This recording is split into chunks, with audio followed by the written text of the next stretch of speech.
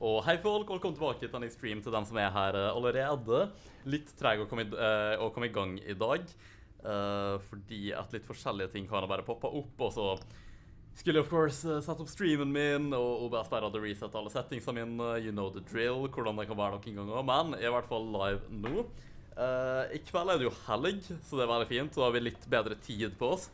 Som er egentlig veldig fint når de spiller et episodisk spill, for de vil jo på en måte kunne...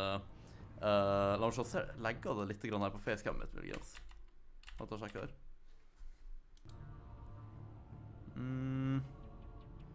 Usikker. Nei, jeg tror kanskje det går fint. I don't know, det ser vi. Jeg kan eventuelt stenge det Chrome, kanskje. I don't know.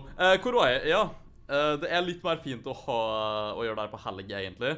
Fordi det er episodisk, jeg har lyst til å gjøre ferdig en hel episode av spillet på det, eller av sesongen, når jeg først er live, og gjøre det midt i uka, så tar det lengre tid enn planlagt, starter senere enn planlagt, sånne ting.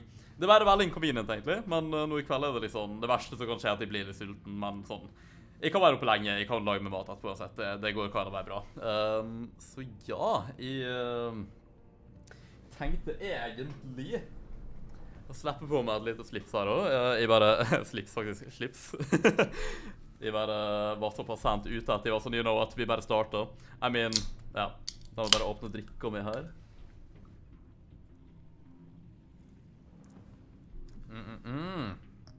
Alright. La meg se her, yes. Jeg skal bare ta det på med real quick. Så dere er allerede, jeg håper dere har hatt en fin dag, i hvert fall det. Veldig godt med helg nå, merker jeg. Kanskje jeg sitter litt ut av framen der.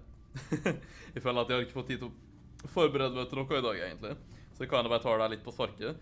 Men i går var egentlig en veldig produktiv dag, fordi jeg fikk både tatt en stream, som er fint, for jeg har egentlig streamet veldig lite denne uka her, på grunn av andre ting jeg har blitt opptatt med. Så jeg tenkte egentlig å ha litt sånn streamhelg nå. Jeg streamet i hvert fall i går, streamet nå i dag, mulig gjør det i morgen også.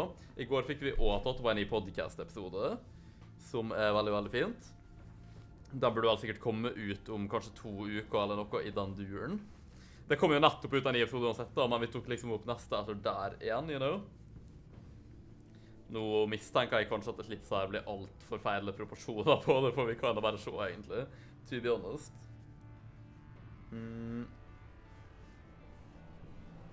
Eller kanskje ikke, I don't know. Det kan være det litt feil, men det er sånn, om ikke den feilen vises liksom under kamera, så går det kan å være bra, egentlig.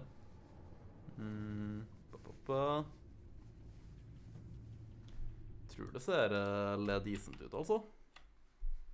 Skal gjøre det i hvert fall.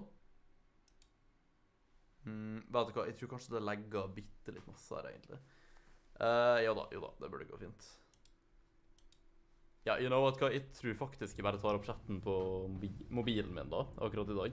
Jeg har drevet og lastet ned masse ting i dag og sånt, PC-en min har egentlig kjørt seg litt, så mulig vi tar det litt makeshift i dag, sånn egentlig. Så der da burde det sikkert bli en del bedre i hvert fall. Right. La meg brette ned der, det er sånne ting som jeg virkelig bare burde gjort før jeg gikk live, men well. Noen ganger. Så har vi sånn klippfunksjon på YouTube og sånn som på Twitch, fordi at jeg ser det sånn saks-ikon der på mobilen min. Usikker på hvordan det fungerer i så fall. Ok, vi kan jo ta et recap imens da. Så her har vi episode 3, den heter Fractured Mask. Interessant navn. Høres ut som litt indre konflikt der. As the pressure to uncover the impending attack on Gotham... Nei, vent hva de prøver å lese her. Yeah. As the pressure to uncover the impending attack on Gotham intensifies, Bruce navigates his dual identity and his relationships with his new allies. Ok, da hopper vi inn i episode 3.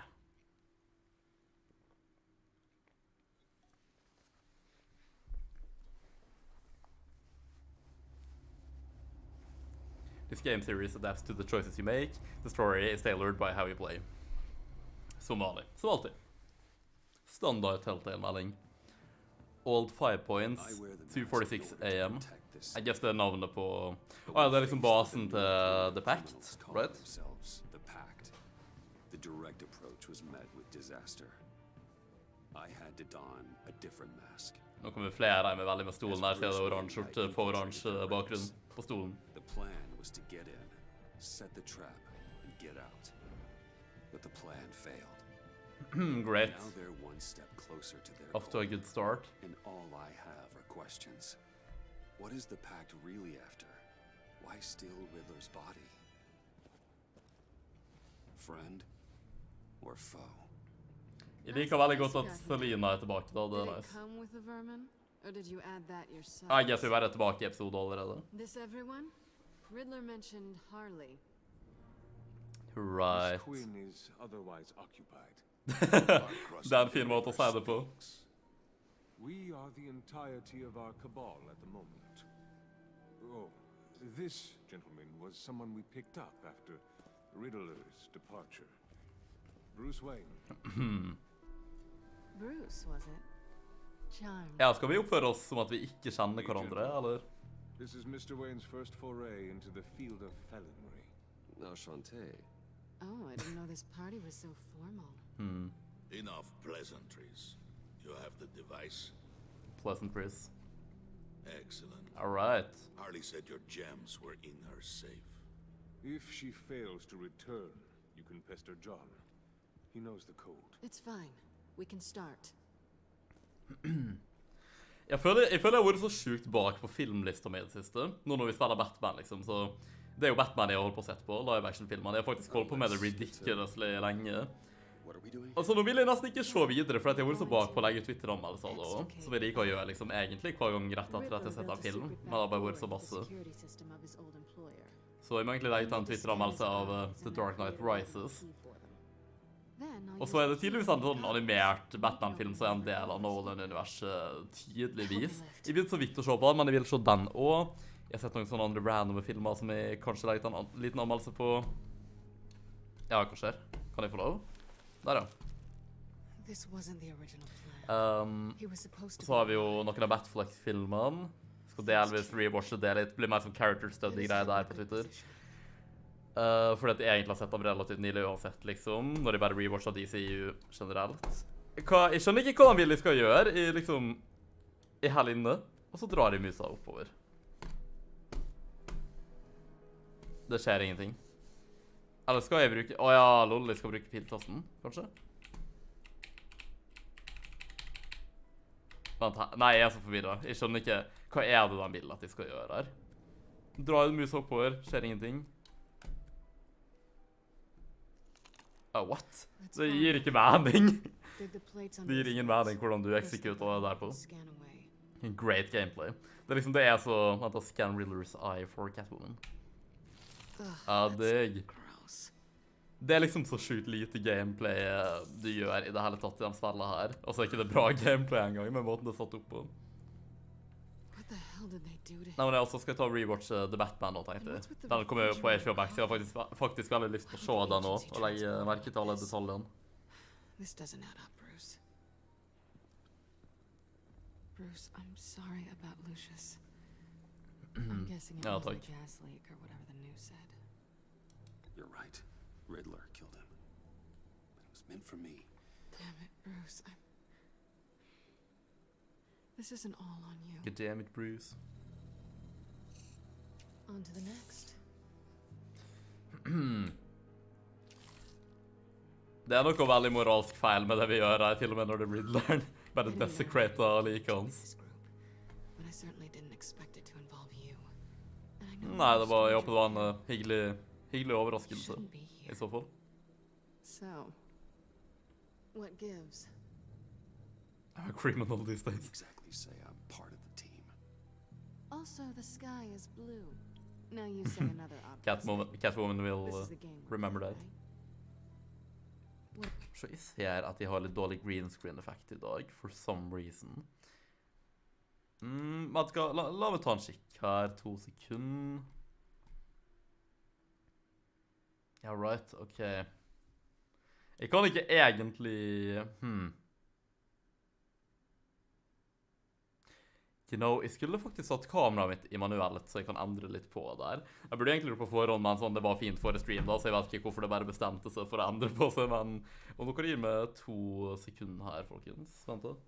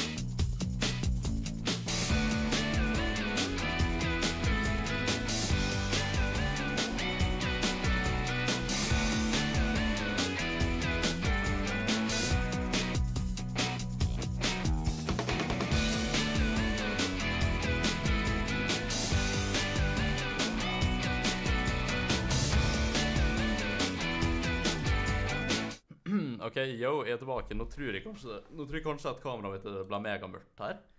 Ja, det ble det, for some reason. Jeg vet ikke hvorfor engang. Sånn, jeg bytta det tilbake til manuell modus, og det bare var sånn veldig masse mørkere enn det vanligvis er. Som heller ikke gir mening, fordi det her er samme lyskilder som jeg alltid bruker. Sånn kan kameraet mitt stoppe så random. Jeg må innrømme at det virker veldig mørkt her, men jeg skjønner ikke, det er ikke logisk, liksom. Hæ. Veldig stolt. Jeg kan eventuelt liksom skru opp i sånn da, men da blir det jo sikkert veldig, veldig kornete. Jeg mener bedre det enn at det er alt for mørkt da, men det bare er ikke logisk whatsoever hvorfor det blir sånn. Jeg mener, I guess, det må nesten bare bli sånn. Jeg får se litt nærmere på det her, I guess. Hæ. Veldig snålt.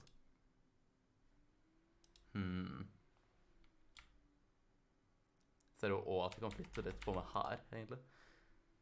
Alright, I guess det bare får være sånn, for I dag I hvert fall. Mulig at fargene er litt off og sånn, men ja. Snålt. Ok, anyway. La meg ta tilbake chatten her.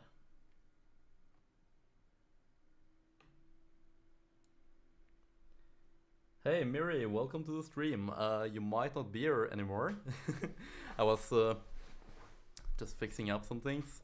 But yeah, if you're still here, then hi. How's it going? Okay. Fortsetter på stedet. Skulle si litt avbrytelse her. Må være lov. You're not the only one with questions. One question. Make it Fiksa litt på fast. slippsliden min nå. Ble det basically perfekt nå. Did you come back for me? Yes, Bruce. Because the world revolves around you. Of course. But, you know, Mest logiske I suppose konklusjonen there are håpet worse det. people to run into. Have we concluded? 2 eyes in the can. Excellent work. Then we can... Ok. Jeg har aldri kjent tilbake. Alright. Hun gjør det på... Hun lager I hvert fall en entry, men på en ekstremt creepy måte. Ja, hvordan er lyden, by the way, I forhold til stemmer med I forhold til spillet, etc.? I couldn't stand it. You were there, and I was here. I was on my way. Well, I was getting to get on my way. Look, I put on shoes. Jeg er stolt. You would have had a blast if you were with me. And how about this one? Did you miss me, sugar? Absolutt. Of course I did, Harley. You're pure light. Oh, there's one thing I don't get, though. Maybe I'm thick, but if you missed me, why the hell did you leave me behind? Det her var ikke min avgjørelse. Bad Bane's plan almost got one of our most valuable members killed today. Blir det Bane versus Harley, eller? Alright. Vi går der, ja. Speak up if there are any objections. We can hash this out in a reasonable manner. Jeg mener hva planen til Harley her. Ok, I guess det svarer på spørsmålet mitt, ok. Alright. Oh, this one's actually got some Bruce og Selena bare, ja, vi er ikke egentlig mikset opp I det her. better be smart too. Ja.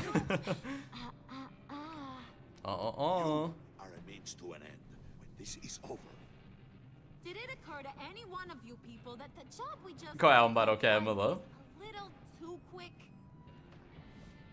I think they knew we were coming because a little rat told them.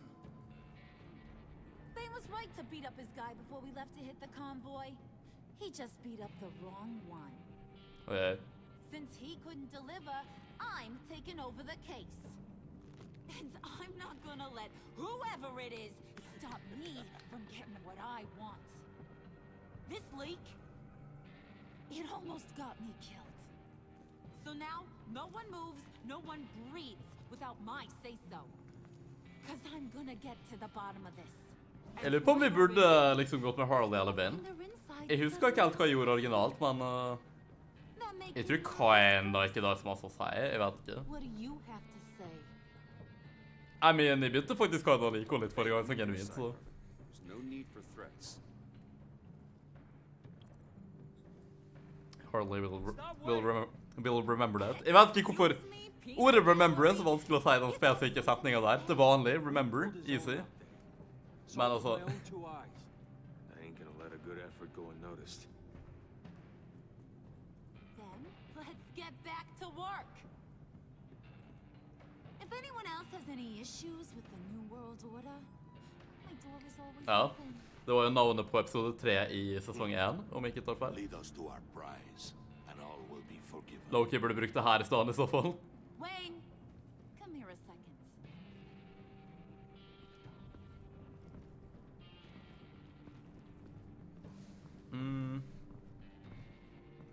Thanks for vouching back there. Hey, it's tough in the trenches. Vent, hvem er det her? Er ikke det bare sånn random goon? Otherwise, Hiya, Bruce. Confused. Guess you're clear. Clea? For Because now. apparently you're so capable. I got an errand for Cape, ya. Able, fordi at jeg har en cape, fordi at jeg er Batman. Det er mening, gå med det. But he kept one card close to his chest. The location of the job. Took the secret to his grave. Now I got his laptop. But look at this. And keep your yap shut.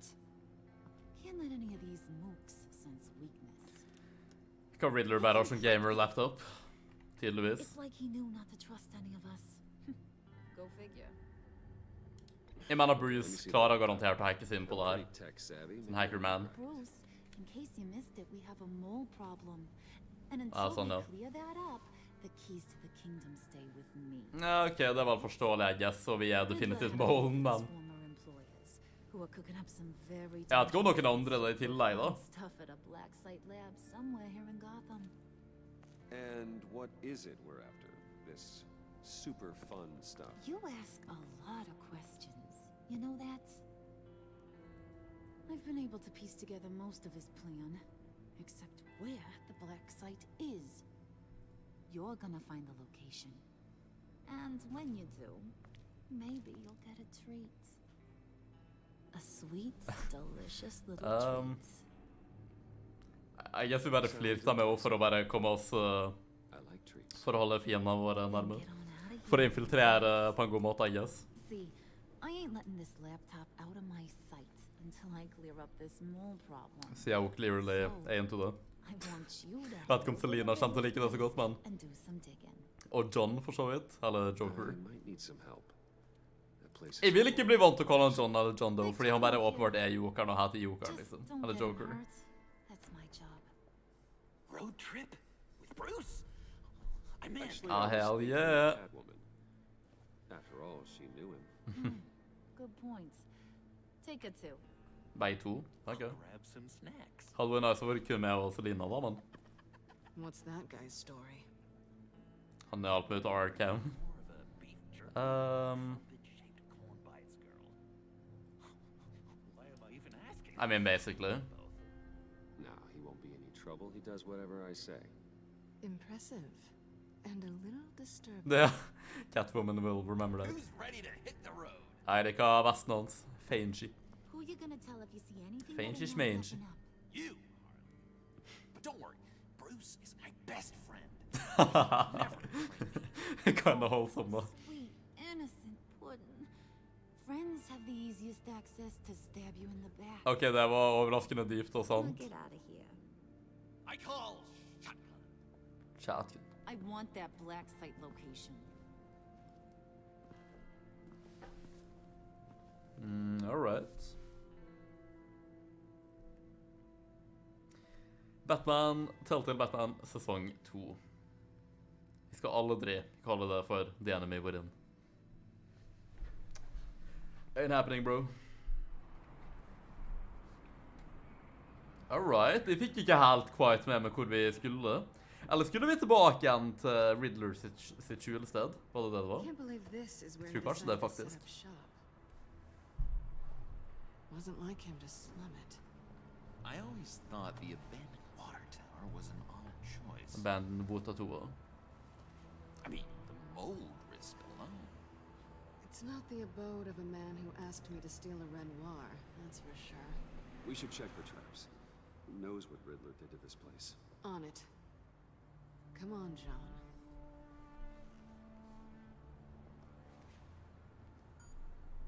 Waller. Glad you answered. Men jeg tror faktisk at jeg skal ta og flytte jeg ser at jeg har veldig lite plass her før jeg går ut av frame. Og jeg tror bare det er litt sorry at jeg må gjøre sånne flytte og tekniske innstillinger her og nå, men I guess noen ganger bare blir det sånn, I suppose. Så bare gi meg 2 sekunder til å sjekke det ut.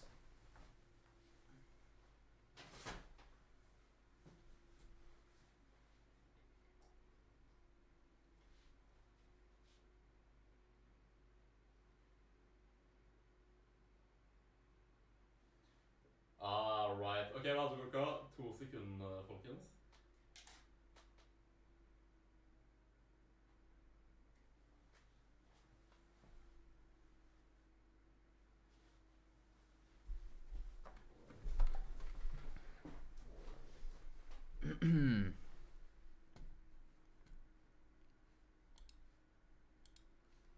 Ok, så jeg vet faktisk nøyaktig hvorfor det var så mørkt her, og det er jo fordi at kameraet mitt sto i filmmodus og ikke bildemodus.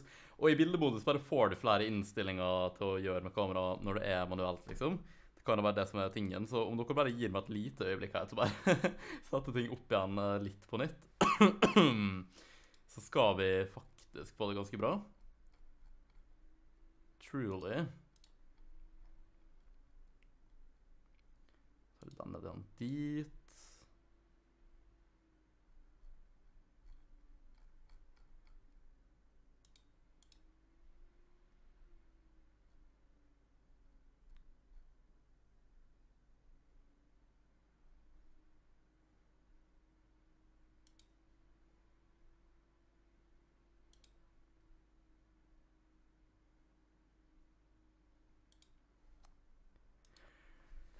Ok, da vil jeg da si at det burde se ganske så bra ut.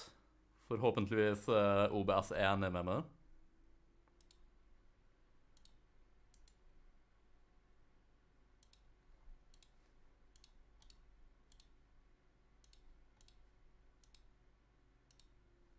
Ok, here we go.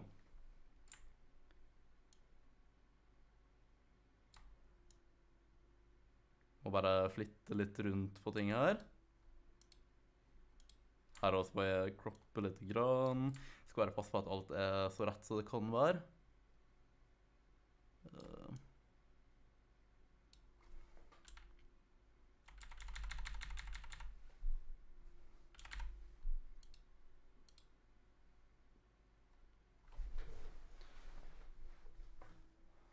Ok, jeg har bedre plass i hvert fall. Ja, sant, for at jeg har jo kanskje bare sånn, ja, ok.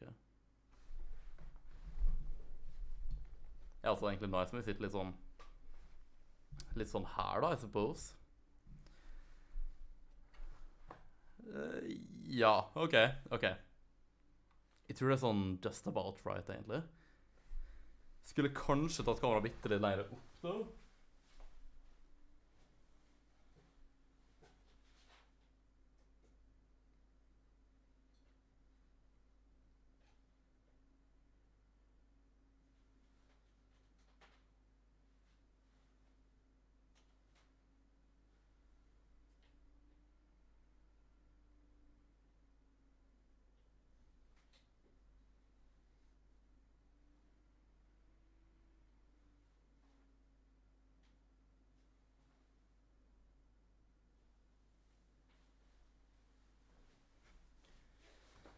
Ok, jeg håper vinkelen blir bra nå. Jeg vil kanskje bare ha det på plass at det er så bra som det kan være med en gang, så jeg vil liksom ikke bruke tid på å sitte og nøye med at det er dårlig innstilt.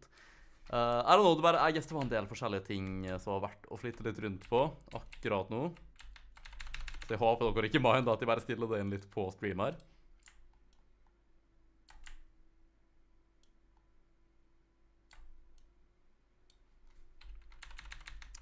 Ingen har proffere streams enn Wintertainment på noe nivå.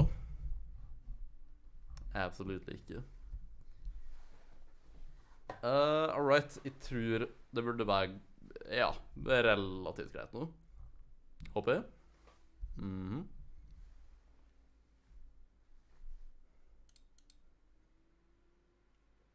OK, here we go. Greit. Sorry for at det var litt masse frem og tilbake nå, men da kan vi ta fortsatt til spillet. Endelig. Yeah.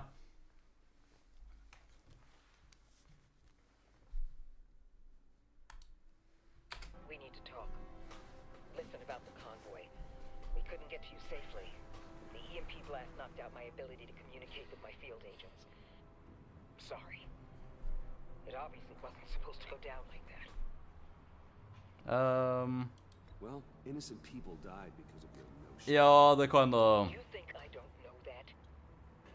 Maniacs butchered my agents. Det kan da dem sin jobb å passe på at de gjør ting ordentlig om vi skal samarbeide med dem. Like this. I need to lean on you even more now, Bruce. You being inside. It's our best hope. Vel, det kan være nice, fordi det gir oss litt bargaining chip her, til å ikke la å bosse oss rundt heller. Til å gjøre litt ting mer på våre egne kondisjoner. You know? With Batman. Very interested researchers who wanted to see what kept him ticking. Wait, I got the punchline wrong.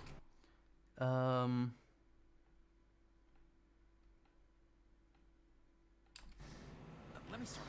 It's fine, John. Catwoman's back in Gotham. She's here to get them inside a black site. Some sort of research lab from the sound of it. And Harley doesn't know the location. She asked me to find it.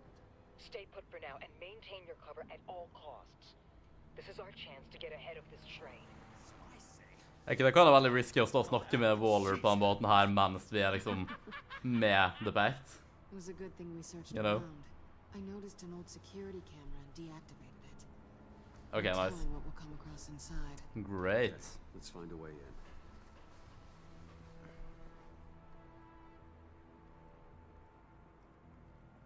Just have to get through these boards. Don't worry, I brought my key. Jaha.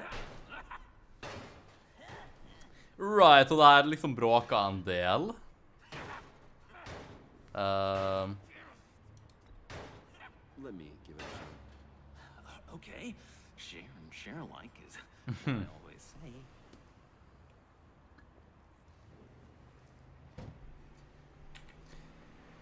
Bare sånn at ikke det her bråker unødvendig masse, you know. Ja, ikke sant, var ikke det her mer effektivt for alle sammen involvert? Var det ikke? I'd say so. Jeg liker ikke så godt hatten til Bruce, men på en måte, altså det er jo for å skjule identiteten litt mer da. Fordi vi er Bruce, men samtidig kind of undercover. Så jeg tror det her er Harvey noe, han er partneren til Gordon. Han er jo masse med i Gotham-serien. Want to explain what you're doing out here? This isn't exactly the Ja.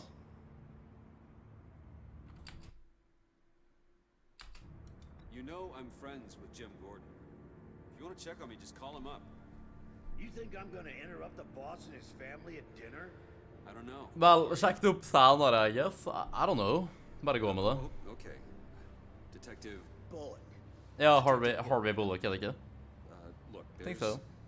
actually a very good reason for all of this. Stay right there. Nå skal du høre. Calling this in. What? I've been asked to report any... Hvorfor bare randomly er han her uansett? Er ikke det veldig stolt? Suspicious activity around here, and you're acting suspicious. Og jeg guess det er fordi det er rett og slett skjulestedet til Riddleren.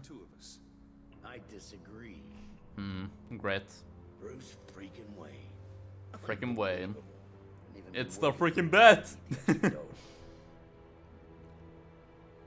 Jeg tror ikke det er lurt. Jeg tror han er sånn low-key korrupt, så vær med. Make me look good with the boss. Oh, sure. Overtime, right? Well, maybe I can help with that? Not that kind of cop. Er ikke det det? No, Mannen. of course not. This benefits both of us. Here, it's everything I got on. Bullock will remember that. Just hang up the phone, and it's yours. Try not to die in there. I do not want this coming back on me. I mean, alright, fair enough. At compromise, to be sure. Yeah. Come on, let's get moving. Episode 3. Og folk spør oss hva vår superkraft er. Vi er rik, basically. Fractured Mask, det er navnet på episode 3. Ok. Det blir jo veldig sånn... Men ikke bare levende dobbeltliv fra før, nå blir det kan ha trippelt liv også. Med hele denne Bruce Wayne som liksom er kriminell mann og undercover-tingen. Samtidig så han er Batman, og det vet ikke The Pact, liksom. Samtidig som å opprettholde den offentlige identiteten til Bruce også, på en måte. It's even worse than I expected. Ja, jeg var med Gordon, det var ikke så behagelig. But he could still muster a little warmth. Ja, så Casalina kjente Riddler. Når gjorde hun det, liksom? Hun er ikke så gammel engang. Me too. There's hope for everyone. I don't think any of us are beyond reach.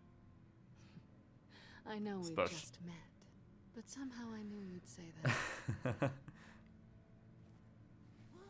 Så jeg skal ikke reveale at vi kan en ting, eller kjenne hverandre fra før. Ja, Nikolai Geta, hvordan går det? Velkommen til stream. It's probably behind a riddle or a puzzle somewhere. Oh, I call the downstairs bedroom. Careful, John. This place is probably a death. Ja, ikke sant? Follow him, Bruce. I don't want John's curiosity to get us killed. Curiosity killed the cat, am I right? Fordi at hun er Catwoman, haha. Komediekongen der med.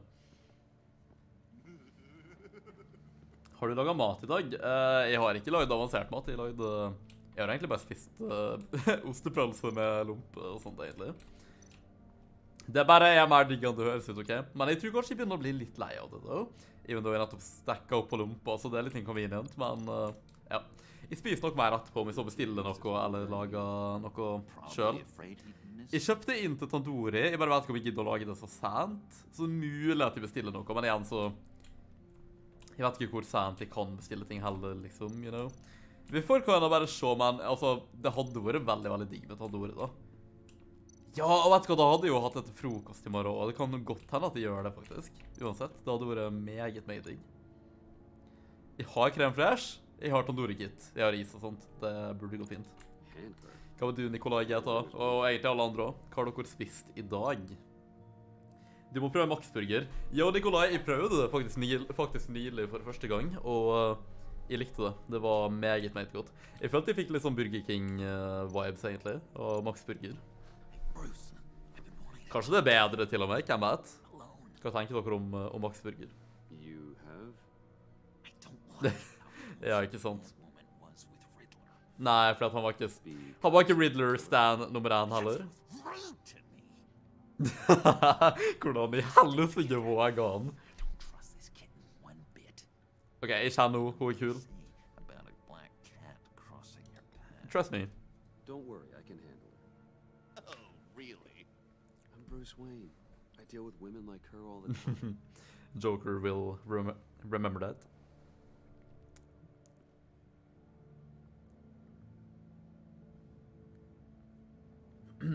Det er så bra mat på...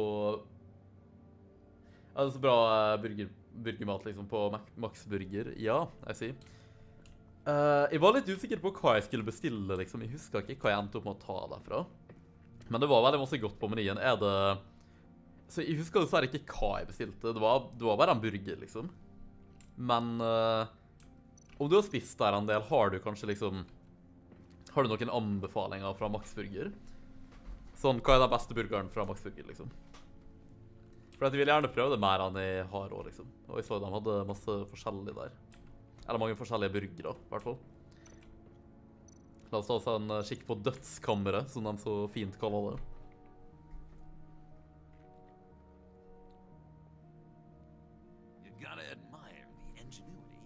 Ingenuity. It's a wonderful way to lose your hand. Det kan jeg teste til jeg var inne i den. Ja, Joker stjal linen min fra i sted. Folk her bare alltid etter meg. Jesus. Ok, la oss snakke litt med Joker. Hallo, Jokermannen. Hak han seg sin scene. Da fikk det til å se så cartoony ut i et spill der man ser altså det er jo cartoony grafikk på en måte, men de ser jo relativt realistisk ut også, liksom, så... La oss se. Your hair is really green. Ja, ikke sant? Fin observasjon. John, we're friends, right? So I gotta ask, what do you see in Harley? Ruthlessness. The way her accent comes and goes. The way she lets things escalate. Jeg lurer på min dialekt. Blir den breiere kanskje hvis jeg er ekstra passionate om noe? Hvem vet? Ja, jeg er litt nysgjerrig på den hårtingen her. The green hair, what is that? I don't know what's with your black hair. Fair spørsmål. I'm a little sensitive about my style. Ja, jeg ser. Ingen problem Make hos. you uncomfortable. I don't remember anything about myself before Arkham, and when I came to, Ja, virkelig. well, here it was. All right, I guess fair it's enough. natural. Det tviler jeg meget sterkt på. Eller vet du hva, det kan faktisk godt hende ikke naturlig da, men liksom at det permanent er grønt på grunn av at han datt ned i kjemikalietanken. Fordi i noen versjoner farger han håret sitt grønt og tar på seg klone-makeup kan det være fordi at han er gal, som et resultat av at han datt ned dit. I andre versjoner blir liksom kroppen hans literally scara på den måten hans hud hans er liksom permanent veldig hvit og håret ble grønt liksom. Og ja. Så jeg er litt usikker, to be honest, men jeg liker i hvert fall det grønne håret til jokeren, nonetheless.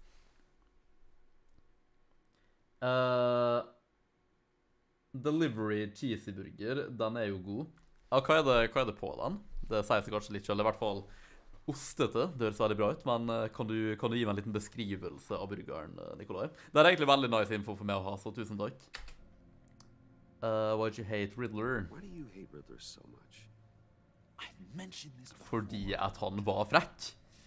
Rett og slett. Interrupted. Jævla artig grunn. Han har til å mislike han så sterkt. Ikke bare mislikte han, men han hatet han. Han var glad for at han døde, liksom. Made me look like an idiot. In front of Harley. Det er peak DC-humor. I guess I have the last laugh now. Det er bedre enn MCU-humor. Not gonna lie. Det begynner å virkelig gå inn på meg hvor cringy humoren er i MCU. Sånn, jeg vet det kan alltid ha vært veldig tørt og litt barnslig og sånne ting på en måte, men jeg vet ikke om det har blitt verre, eller om det bare begynner å bli veldig repetitivt, og i hvert fall i hver film. Det er liksom sånn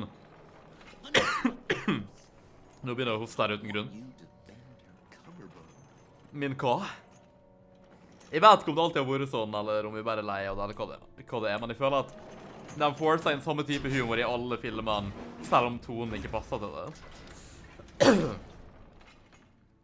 Jeg skjønner liksom at du må ha noen sånne gjentagende ting i alle filmene, selv om de er forskjellige i sin egen rett, for å få det til å føles connectet ut, men den humortingen er jo virkelig ikke en av de tingene som trenger å være sånn, you know? Deeper you go. This is the vortex of life, pulling you down into its depths. Neimen, hva så det er mer oppsatt her etter alt og Gordon gikk gjennom også? Dude, what? Hvordan er Riddler fortsatt så stor del av historien, og han har vært død i 2 episoder nå? Cheddarsmelost, tror jeg, eller meltost. Ketchup, guløk, ja, ok. Vet du hva, jeg har noe i halsen min eller noe, jeg må bare gå på badet litt, jeg klør skikkelig i halsen min, hva er det her? Bare gi meg et lite øyeblikk.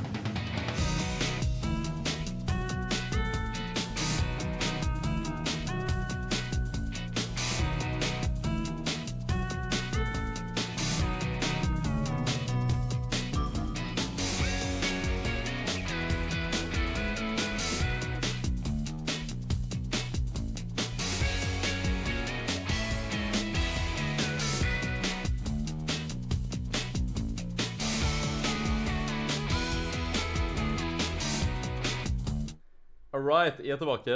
Går bedre med halsen min nå. Jeg vet ikke hva som er opp med den i stedet heller, men ja. Ja, Nikolai Getter, om du er her ennå. Apropos alt snakke om Max-burger, som jeg sa. Det er ikke umulig at de bestiller med noe etterpå. Så du skal ikke se bort ifra at det blir Max-burger, altså, når du sitter her og frister med på den måten her. The temptation is strong. Skal jeg eksamene den enda mer? Explore the workshop to solve Riddler's puzzle. Ja, ok, jeg bare drakk fra feil plass på koppen min, ja. Nice. Ikke koppen en gang, boksen. Jeg kan ikke norsk.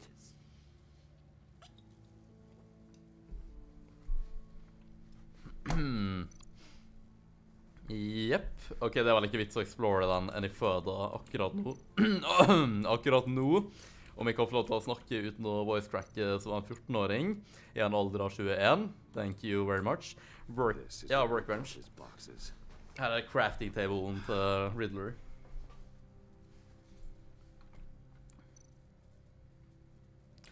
Vent da, explore jeg alle tingene oppe her. Jeg kunne egentlig tenkt meg å ha gjort det først, to be honest. Jeg tror det er mer sånn beskallende ting her oppe å sjekke ut. Om det blir rett å bruke det ordet i den konteksten der. News articles. Sure proud of his exploits, wasn't he? Experts brush to solve Riddler's message. Criminal in Gotham. Riddler strikes again, bla bla. Hadde vært koselig å sette litt nærmere på, egentlig. Riddler's bed. Hva så han her? Det her ser absolutt ikke behagelig ut. Ja, ikke sant? Det er ikke rart at han blir ond når man søv her hver natt, liksom. Damn. Pair of shoes. Examine. Har du planer på 17. mai? Ja, det har jeg faktisk. Jeg skal være med hun som vi datet på 17. mai. Og jeg ble faktisk spurt om vi skulle dra liksom besøke familien henne da. Ble spurt om tidligere i dag. Det er egentlig superduper koselig å bli spurt om det. Jeg er litt nervøs, men liksom, ja, I guess det er det vi skal. Så forhåpentligvis så går det veldig fint. Så det er mine planer på 17. mai. Hva med du da, Nikolai, og alle andre i chatten?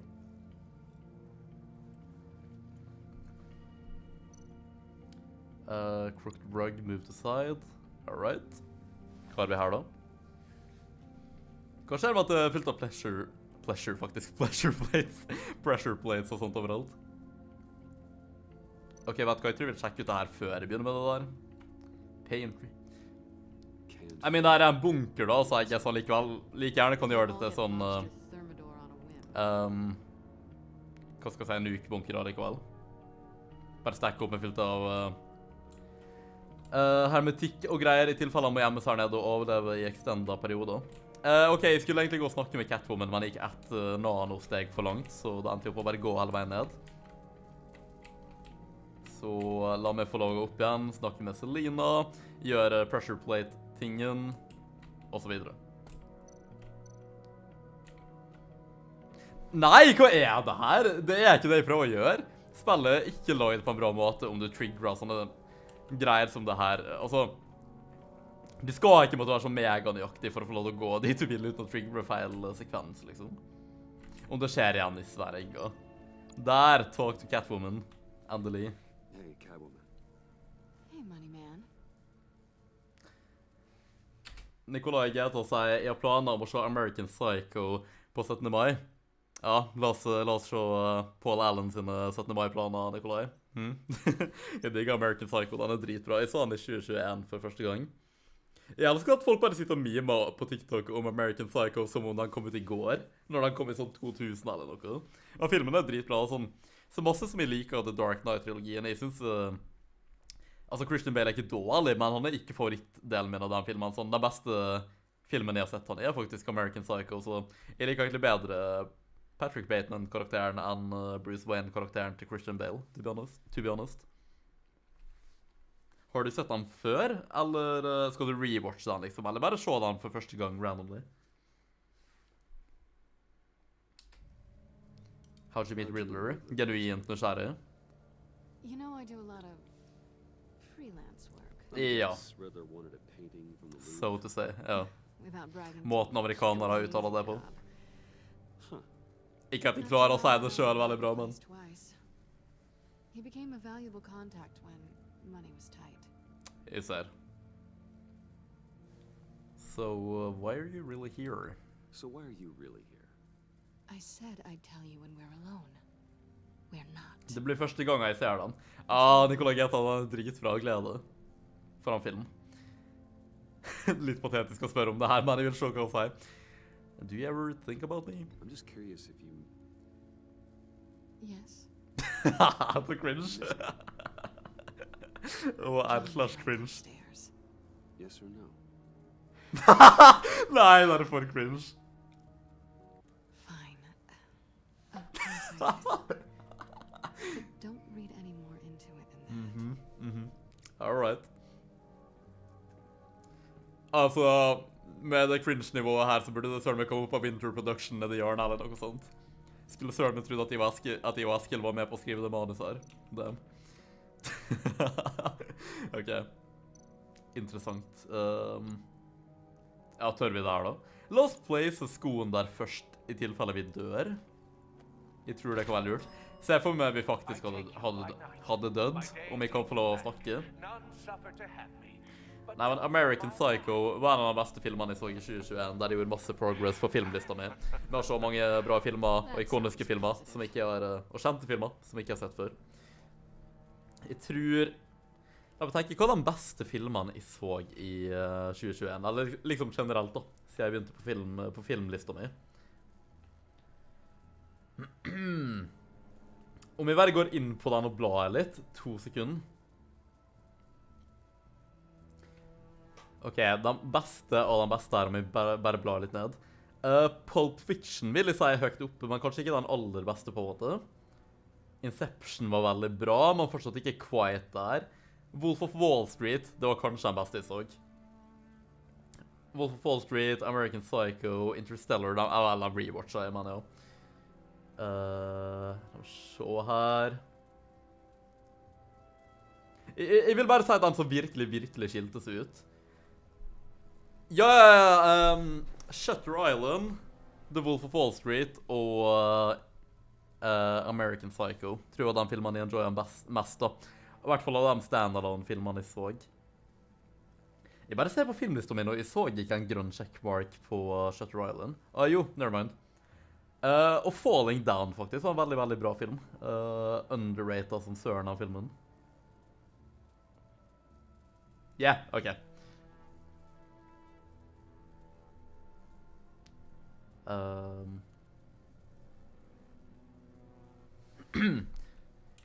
Greit, så noe ble aktivert her i hvert fall. I guess vi går ned og ser hva som skjer videre der da, i så fall.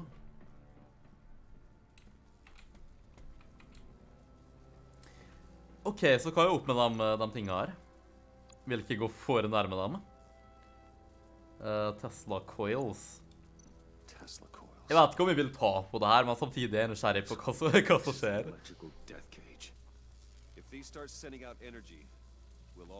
Ikke sant, ikke sant. Og det er ikke så veldig ideelt om det skjer.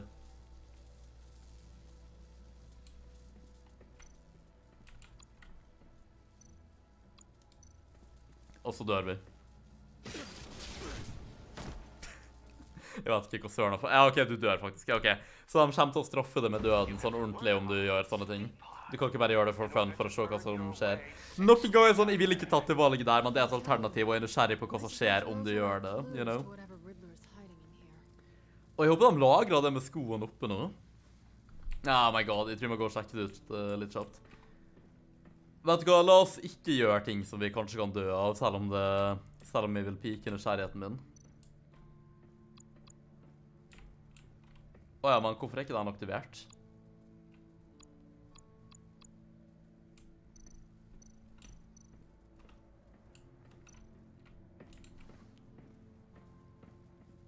Ok, men oh my god, jeg er ikke sikker på hva som lagrer seg ikke noe, og jeg vil det skal være canon-tingene de snakket om i sted, fordi det er artig. La meg bare... Ok, sorry, OCD-en min dreper meg, jeg bare må. Jeg mest.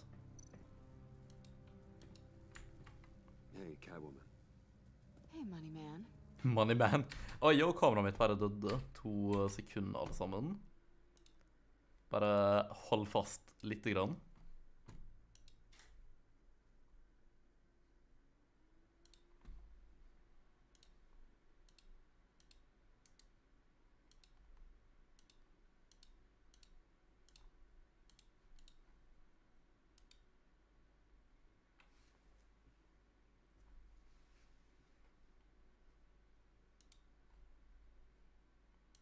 Ok, der er jeg tilbake. Hello.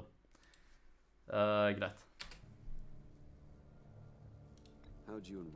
Hadde vært nice om jeg kunne skippe gjennom der, men... You know, I do a lot of... Jeg tror ikke det hadde kommet opp som alternativ om det var canon, at vi liksom allerede etter lagret at vi hadde den samtalen her i stad. Det hadde ikke gitt mening, tror jeg, så... Jeg vil bare gjøre det for å gjøre det, hvis ikke telles det ikke at vi har snakket om det her, ikke sant? Og så skal jeg prøve å ikke liksom dø igjen med å gjøre risky ting som ikke gir mening og egentlig gjøre in real life. So why are you really here? I said I'd tell you when we're alone. We're not. Ok, der fikk jeg faktisk ikke med meg i stad, så... Alright, fair enough. I'm just curious if you... Og så må jeg gå gjennom den cringen her igjen, da. Grace. If you missed me. John is right downstairs. Yes or no? Answer the question. Han bare insisterer. Fine. Of course I did. But don't read any more. Jeg føler Bruce ser så masse ut som Archer her, jeg vet ikke hvorfor. Eller, altså, jo, de har jo begge to animert. Begge to liksom hvit, cirka samme type kroppsfasong og høyde. Begge to har svart hår, samme øyenfarge. Det gir hva en mening at de i hvert fall er snarlike, men det er liksom mer enn det, og det er bare generelt. Jeg vet ikke. Ikke at jeg må enda da, for at jeg elsker Archer, men ja. Og jeg tror jeg og Daniel bare casually ikke så ferdig nyeste sesongen av Archer. I guess jeg kan ha lei av det. Eller liksom, jeg liker det. Jeg vil ikke at det skal ende nå. Jeg bare synes ikke det var like bra som før, you know, men... Det har sine øyeblikk, absolutt. Jeg vet ikke om vi ble ferdig eller ikke, tror jeg, som basically var ferdig, men litt usikker. I hvert fall ikke masse igjen i så fall. Vel, det var ikke en... Ja, kan jeg få lov å trykke på det her? Det var i hvert fall ikke en minneverdig finale akkurat da, sier jeg, om ikke husker det. Nå synes jeg vi har vært her litt lenge, så la oss speede det her opp litt grann. Men jeg skjønner ikke det her er lagret, men ingenting annet.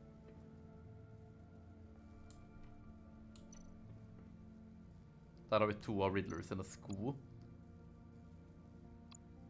Å ja, right. Sånn ja, ok, det er derfor. Ja, ok, men da har vi jo nødt til å gjøre det her uansett. Så, yeah. Ser du om vi står her nå, så dør vi kanskje, hvem vet? Eller, jeg tror ikke det, det var det at vi får ikke aktivert den hele tiden. My day take you back. None suffer to have me, but do from my lack.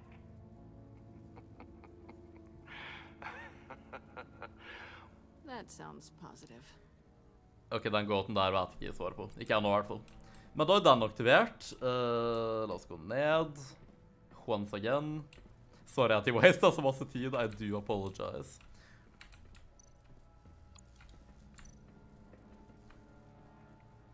Work, sleep, death. Jeg kan litt trøtt egentlig. Jeg skulle ta litt G-fuel kanskje etter det her, men jeg har egentlig drukket litt masse energidrikk i dag med den her, liksom. Så jeg vet ikke, jeg kan jo drikke noe annet, of course, da, men det er jo ikke koffein i.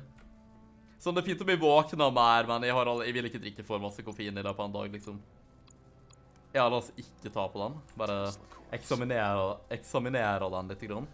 Jeg føler ikke bare å snakke i dag. Jeg snubler over ordene mine og mumler og sånt. Jeg beklager. Jeg prøver bare å stoppe meg selv og bare si setninger om igjen mer clearly, men... Men oh well. Så lenge jeg blir forstått. Det her er ikke en podcast heller, liksom, så... Jeg prøver å gjøre en del i podcast nå, fordi at jeg er sånn, ok, jeg vet at det blir så teit å redigere i etterkant, og jeg kan bare ta vekk at jeg feiler på det, og så bare replace det med der jeg sa setninger mer klart og tydelig. Sammen med videoer, liksom. Det er kanskje litt flowen for vår del, men oh well.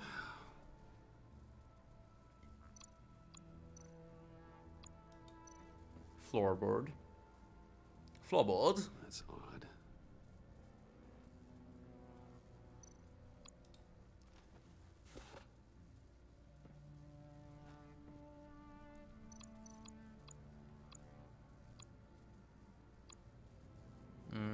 Ja, jeg tar ikke sjansen. Vi plasserer sko nummer 2 her, tenker jeg. Og så kan vi sikkert stå på neste, og forhåpentligvis går det fint. Om ikke håper jeg at det lagrer seg her. Jeg føler det gir mening, men det gjorde ikke det med den første i stedet. Miss Kyle. Ok, bra ikke vi dør av å som faktisk, teknisk sett, gå inn i den. OK. When in Gotham, sa jeg bare. Det her skal egentlig bare få lov til å gå. Jeg skal ikke dø. Vær så snill. Å nei. Eller, ja? Spørsmålstegn. Jeg tenkte sånn, nå dør jeg liksom. Nå blir Frya her. En elevator. Hva er den hemmelige skjulested under det hemmelige skjulestedet? Så det blir det superhemmelige skjulestedet?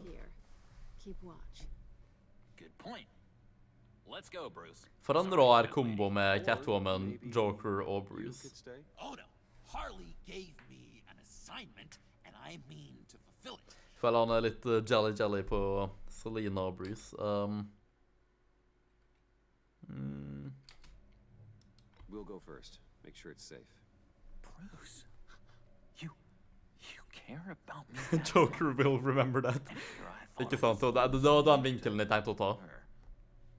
I'll be on the so don't die before I get there. Skal passe på å ikke gjøre det. Da får de være alene med Selina, får høre mer om hennes intensjoner her. Samtidig vinkler jeg det sånn at Jokeren tenker at vi heller vil risikere hennes sitt liv enn hans sitt, fordi at han er vår besteste venn i verden, ikke sant? Og, ja. So, now that we have a moment, care to fill me in? Care to tell me the real reason you're doing this? Nei. Out with it, Bruce. What's going on? Oh, I don't know. It seemed like fun. Stepping outside your comfort zone. Vi har prøvd hele heltetingen. La oss prøve å være litt skurk også, you know. Maybe there's room for us to finally meet in the middle. Ja, kanskje. Kan bare akseptere det som canon. At the clubhouse back there. Wasn't quite ready to see her face again, but you look good. Even with what looks like a piercing gone wrong. Ikke sant? Det er faktisk overraskende distraherende. Stop, that's over. Hell nah. You look great too. You look great too. I didn't say great. I said good. Duly noted. Vel, vi sa det. Catwoman will remember that. Now it's my turn.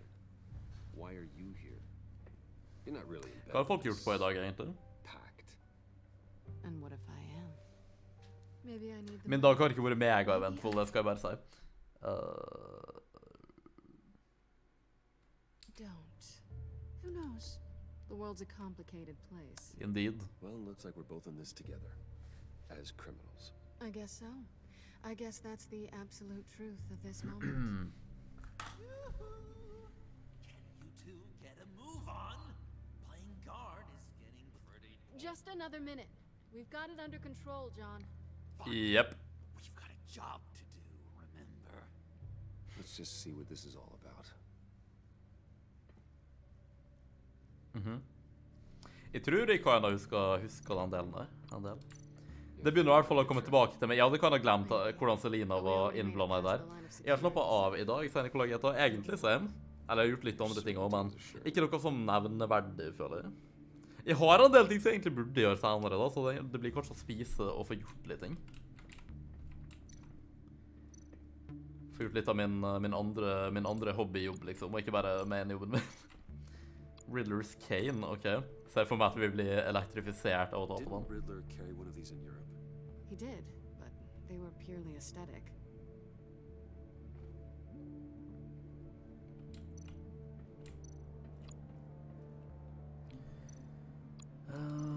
Ingenting på skjermen at the moment, men... Jo, en liten greie egentlig på stemmer med I forhold til spill og sånne ting. La oss eksaminere USB-porten.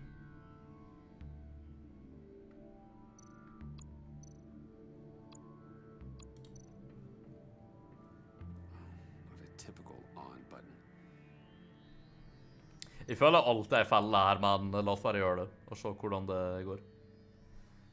Boop. Encrypted. Just like the laptop. There must be something nearby we can use. Indeed.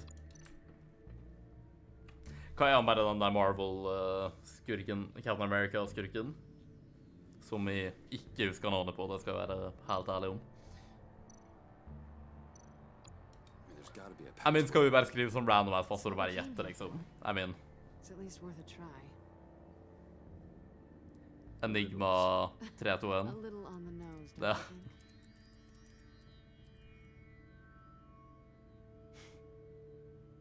think? Bad password.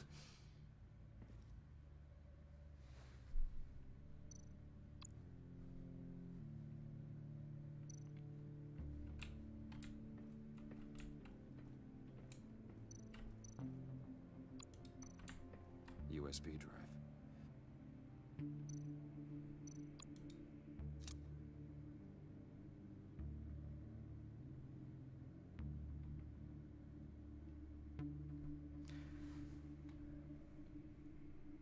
Ok, vent da, la meg bare skrive noe real quick før jeg, eller egentlig kan ta på BRB bitte lite grann, egentlig.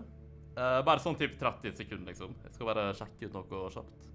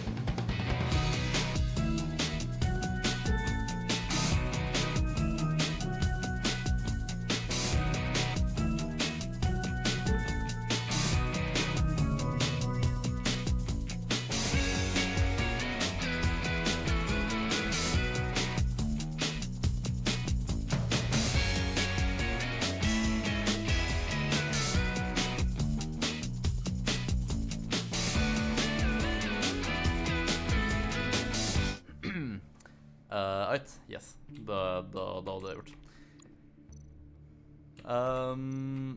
Ok, ja, insert, right. Det er bare casual dialog der. Da er det jo bare å ta den inn. Pluggerere den inn, rett og slett. Ja, nei, men da så.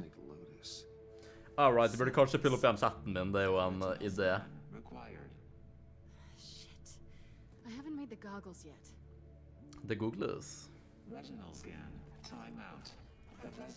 Burde ikke vi kanskje gjort det sånn før vi dro hit? Hadde ikke det vært en idé? Ja, shit. Ja, så bare kort slutt alle tingen. I heard stories on jobs. Best I can piece together, their group up to... Bare klare på evigt. Pollen moments. They're scary. Great. Yeah. Og som sagt, der er jo den siste episoden jeg spilte, tror jeg i hvert fall, før jeg ikke vet hva som skjer videre, fordi det her var liksom så langt jeg kom for noen år siden i min originale video-let's play-serie, og det spillet her. Så jeg er egentlig veldig nysgjerrig. Jeg vet ikke om jeg spilte episode 3 ferdig en gang, men om jeg gjorde det, var det i hvert fall ikke lenger enn det. Eventuelt starten av episode 4, bare i tvil, to be honest. Hadde egentlig vært veldig interessant å sjekke hvor langt jeg kom. By yourself? I can help. What? Hell yeah. Do I look like I need your help? Nei, men det skader jo ikke. You want to do this your way? You'll have to beat me to it. Oh my god.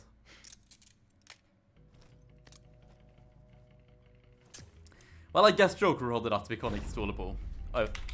Jepp, jeg er veldig rask å reagere her, indeed.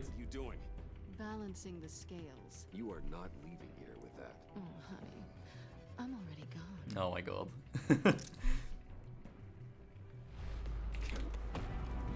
Bam! Bare smack henne ned med stolen.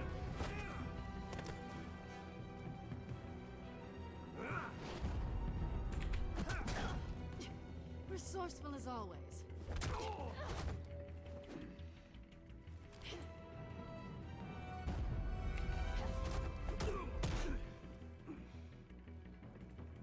Bye, Bruce.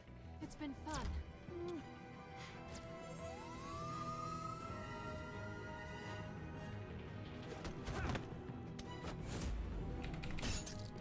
Ok, det der var lettere enn det burde være på noe nivå, men ok, jeg min. Ja, nice at vi kan grappling ikke til og med når vi ikke har bat equipment vårt. Bat equipmentet. You haven't gotten past me yet. True. Han lager noen gode poeng. Slow down a bit. You're coming up. Jo, kan bare lage litt sånn... Se for meg bare lage en sånn sick edit av det her og legge ut på BuildingTube.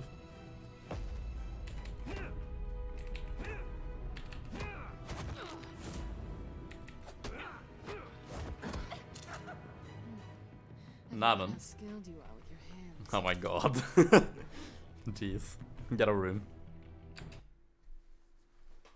Jeg vet ikke, blir det litt for cringe å trykke på Q her? Jeg tror egentlig det, men vet hva, jeg vil bare se hva som skjer. Ja, ikke sant. Jeg burde egentlig sett deg komme. John Norris i stedet. Awfully bold move considering we just met, Mr. This is flirting. This is flirting. Once again, så taper menn på grunn av simperiet sitt. Typisk. Typisk. Selv om det var mitt eget valg. Så det er egentlig bare mer som roast av meg selv.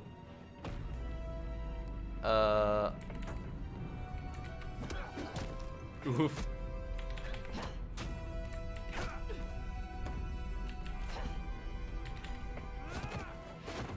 Jeg føler jeg har impeccable timing med knappetrykkinga mi her. Ikke at vi klarte det likevel, men you know.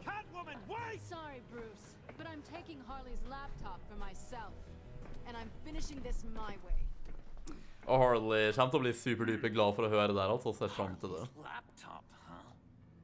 You and I, we're going to talk. Right. Somewhere else.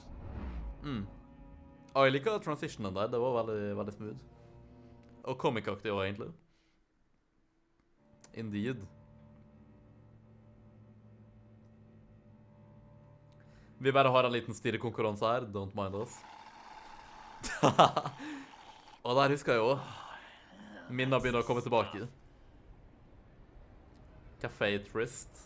Sikkert fransk, og jeg tror Trist bare er litt trist. Jeg tror det bare er trist, liksom, på fransk. Og om ikke jeg tar feil.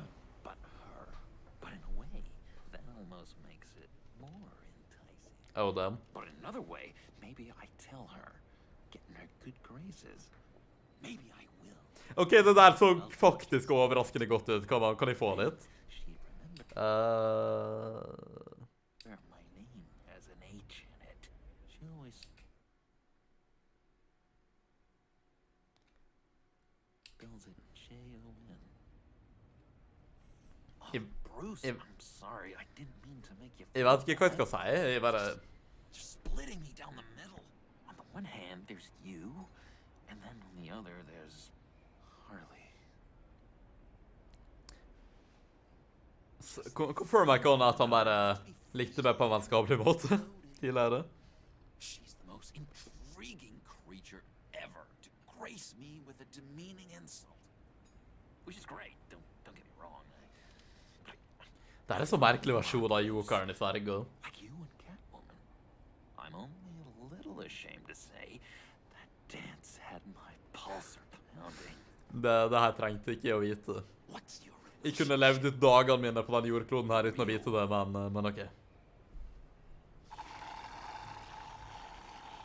I guess you could say she's my Harley. I'm not sure she's good for me, but I just can't seem to get away from Og jeg møtte henne nettopp fra Jokeren sitt perspektiv, men ja. Stop right there, Bruce Wayne. Ok, det her er faktisk jævla bra skrevet. Jeg elsker humoren her. Ja, DC. Peak DC. En ting som gir meg gigantiske mengder med OCD, fordi det er DC Comics, ikke sant? Men, shit me if I'm wrong, man, DC står bare for Detective Comics. Så DC Comics er bare liksom Detective Comics. Sånn. Det her gir ikke mening. Det her, right? Right? I see. You're up to bat then, Wayne. Out to what now? What did Jeg er ikke Batman, hva snakker du om? How can I get that with Harley? I don't know, bro. People aren't as complex as you make them out to be. Harley's smart, but she's still human. Right. She can be manipulated just like John will anyone else. remember that. Anyone? Sigma male. How does one go about performing Patrick Bateman hadde blitt stolt. magic trick? Find a problem they have, and then make sure they think you are the only one who can solve it. Once they have Okay, to taking learn, notes. they're yours. We're social animals, John. Might as well exploit it. But how do you know what makes them tick? Too bad you can't just open them up and take a look. You'd be surprised what people will say when you just let them talk. Ja, ikke All you sant. need to do is give them space, and the secrets will spill. Det er faktisk kind of sant, sånn honestly. Fascinating. Acknowledge that you hear them, but don't get in their way. Yep, makes total sense. Den bare Bond da, Bruce var wingman til Joker. Det er en veldig merkelig timeline vi er i. Indeed. Interessant er det, det er det. On many forms. Some of them more subtle than others. Tell me more. Tell me everything. Jeg liker at han bare dro hit, liksom. Første instinkt etter det de nettopp var gjennom i Riddler skyldestedet. You know what they want, and you use that. You know, one of the doctors in Arkham tried to get in here. Cam Harley og Quinzel. I have an idea. Let's try it out. Det er vanskelig å forestille seg den versjonen her av Harley være liksom det. First thing, Selv om hun viste en litt annen side også i forrige episode da, men når vi var alene.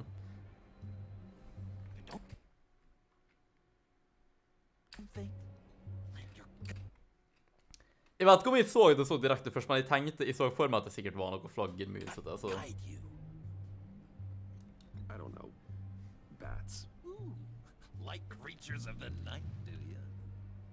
Foreshadowing. You're an interesting case study, Mr. Wayne.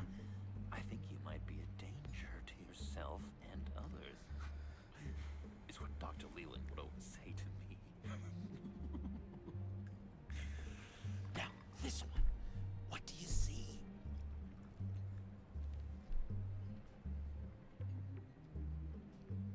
Vel, jeg må innrømme at det var genuint jeg så. I can see that. The ladder doesn't care if you're going up or coming down. I mean, I guess not. Kind of like the universe. Den eneste veien er opp. So, what else are we to do but have some fun along the way? What an illuminating evening this has been, Bruce. I feel like we're on the verge of a breakthrough. Let's try just one more. John, sorry, something just came up. It's business. I have to run. So soon. Hvorfor ser dekselet til Bruce sin mobil ut som den gamle Instagram-logoen? Sånn uironisk. Jo, jeg likte bedre den gamle Instagram-logoen. Husker dere hvordan den var? Den var så OG. Jeg mener, den så litt mer som makeshift ut, men jeg likte den godt. Your relationship with John has changed. For det bedre, føler jeg. Sånn, i hvert fall, infiltreringsmessig. Drive a hard bargain, mister. Mr. Wayne. Jeez. Okay, let me mull over the logistics. But I'm in. Meet me back at the subway when you're done with your business. And because we're pals, coffee's on my dime. Oh, damn. Du vet han er en ekte venn når han offrer og betaler for kaffen. Til og med når han vet at Bruce er sånn ridiculously rik, liksom. Sånn, det gjør ingen forskjellig liv hans whatsoever å bare betale for det. Men jeg liker det, altså, om jeg hadde hatt en rik venn, jeg ville altså om ikke noe annet hadde jeg vært redd for det av min trykk, at jeg var med den bare for å få ting betalt og sånn. GCPD 4:50 AM. Ja, nice. Det var en kul entré. Ja, jeg vet ikke. Det siste vil at han skal tenke at vi prater advantage av dem, og vi hadde hatt venner som var rik eller whatever. The last time I fired this up, you didn't show. Had me concerned. What do you mean? The agency convoy? All those freaks were in one place, and you decide not to show? I didn't like you. Vel, jeg har flere businesser gående akkurat nå, for å si det på den måten. I had business elsewhere. Well, it better have been pretty damn important. Du vet, jeg jobber gratis med det her, sant? Vet du hvor masse jeg gjør på eget initiativ? Then to notify a lot of Gordonial. families tonight. Too many. Was Sånn, ja. counting on you. Vel, du vet, politiet skal klare seg selv. Sånn, ideelt sett så hadde ikke trengt å Batman i det hele tatt, liksom. De kan ikke depende på meg heller, liksom, da. Although jeg kan godt assistere dem. By then it was just Quinn. She still hospitalized a dozen good cops, then gave us a slip. Is that all? No. No, I got a favor to ask. Shoot. Lucius Fox. Yeah. I know he was your friend, and I don't mean to speak ill of the dead. But I think he might have been up to some shady stuff before Oh, the what? attack on Wayne Tower. Tviler jeg på. He might not have been the man you thought. What? Hva er det du indikerer, som er et ord? Ja. I knew Lucius Fox for years, Gordon. The man was a saint. On the surface, maybe. There's more to the story. Riddler targeted him. Hva er det han insinuerer, da? Ja, fordi han jobber med Batman. Waller shut down any investigation into the circumstances surrounding his death. Eller egentlig så var det jo oss han var ute etter. That means something stinks in Denmark. You could follow that. Og jeg husker det var et artig øyeblikk i min originale videoserie av det her. Når Gordon sa at noe stinket i Danmark, jeg var død i bare, så noe stinket i Danmark, og jeg helst ikke skal det bety.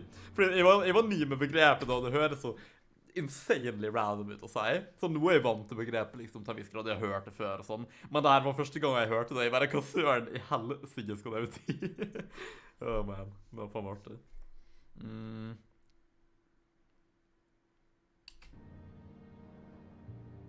I see where you're going with this, but you're on the wrong trail. Yep. Bruce Wayne is helping you. Well, if he's helping us, he has a real funny way of doing Det it. har han absolutt. At first, I thought Fox was at the center of it all. But there's a Jeg mener Waller skal vite identiteten vår, og Gordon vet at hun vet, og sånne ting. Kan ikke like gjerne bare dele den med han også, så han kan hjelpe. Vi stoler på Gordon. Men ting med Gordon er at han vil ikke vite det, han trenger ikke å vite det. Then I checked the video recordings. Someone did an Han får vite det eventually da, i de fleste versjoner når de er eldre og sånt, men... Time unaccounted for. Sloppy.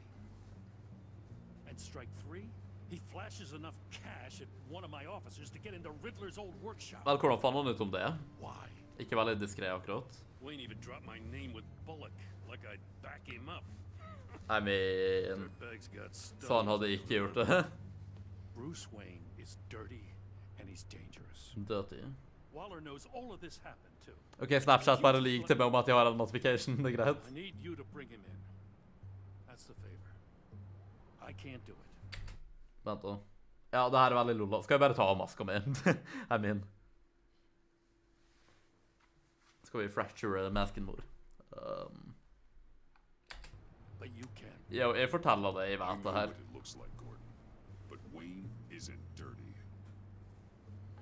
Han burde... What, bare stol på meg? Jeg er Batman. Gotham's safety is slipping out from under me and I can't stand it. Can't stay on it. I know your friend Catwoman's in town. Got a rap sheet that'll put her away for life. Maybe I can't move on Bruce Wayne, but I can move on her. Vel, jeg kan ikke defende henne lenger, og hun bare... Det var så. A year ago. I can't ask you to break the law, Jen. Nei, sant. Gordon will remember that. As soon as I get back to the office, I'm sending out a task force after her. And you better not tell her we're coming. Ok, vel, jeg er ikke obligert til å ikke fortelle henne det. He sounds like he's on a warpath. If I warn Selina and she gets away, Gordon and the police will blame me. But if I don't, I put her in danger. Don't forget that you're both after that laptop. Gordon might be your best chance to slow her down. Unfortunately, we're running out of time. Ja, kameraet mitt. Gi meg et lite øyeblikk her. Once again, beklager.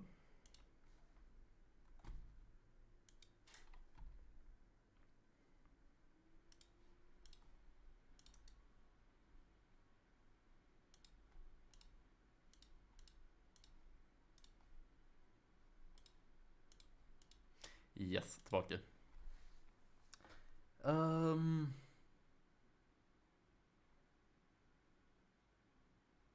Jeg føler han er litt out of line akkurat nå. Han gjør det kan det være for å bevise noe, og det er sånn, han kunne hatt gode grunner til å gjøre det her, men selv om det kanskje er logisk å gjøre det, så gjør ikke han det for de rette grunnene akkurat nå. Damn it. Gordon has gone too far this time. I can't help but have sympathy for a man trying to do what is Nei, jeg kan ikke det heller, liksom, men han bare gjør det av de feile grunnene. You know, Miss Kyle is going to run sooner or later. It's her...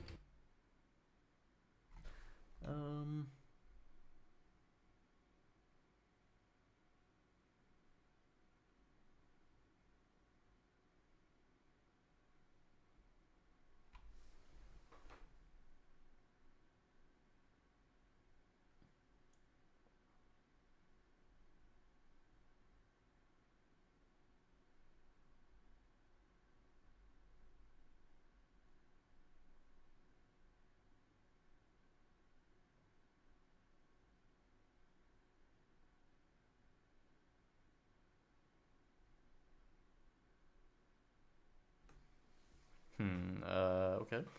Nature. How much can you really trust her as an ally? Litt usikker, egentlig. I know how you feel about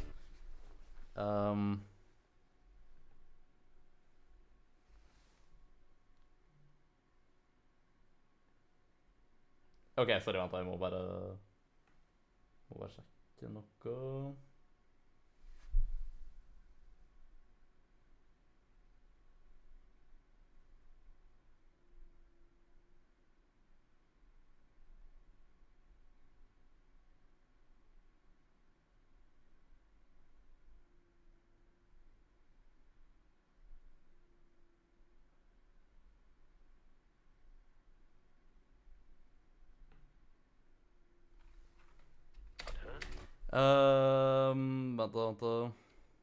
Jeg stoler absolutt ikke på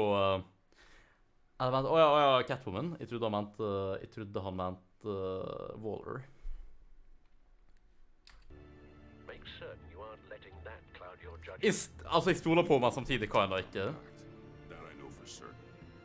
Allies are in short supply these days.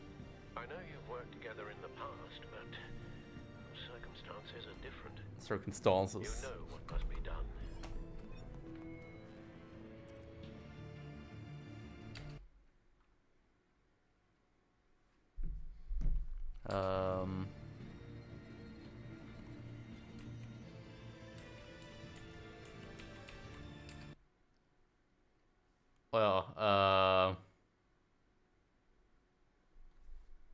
Jeg tror ikke de tar henne. Det tviler jeg på. Jeg tenker at de kan slå henne ned, og så kan vi ta laptopen. Jeg mener, vi er ikke obligert til å fortelle henne på en måte.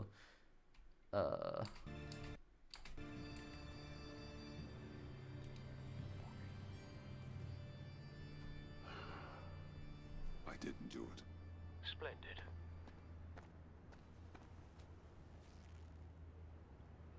Don't go, Gordon. I've got a city to say.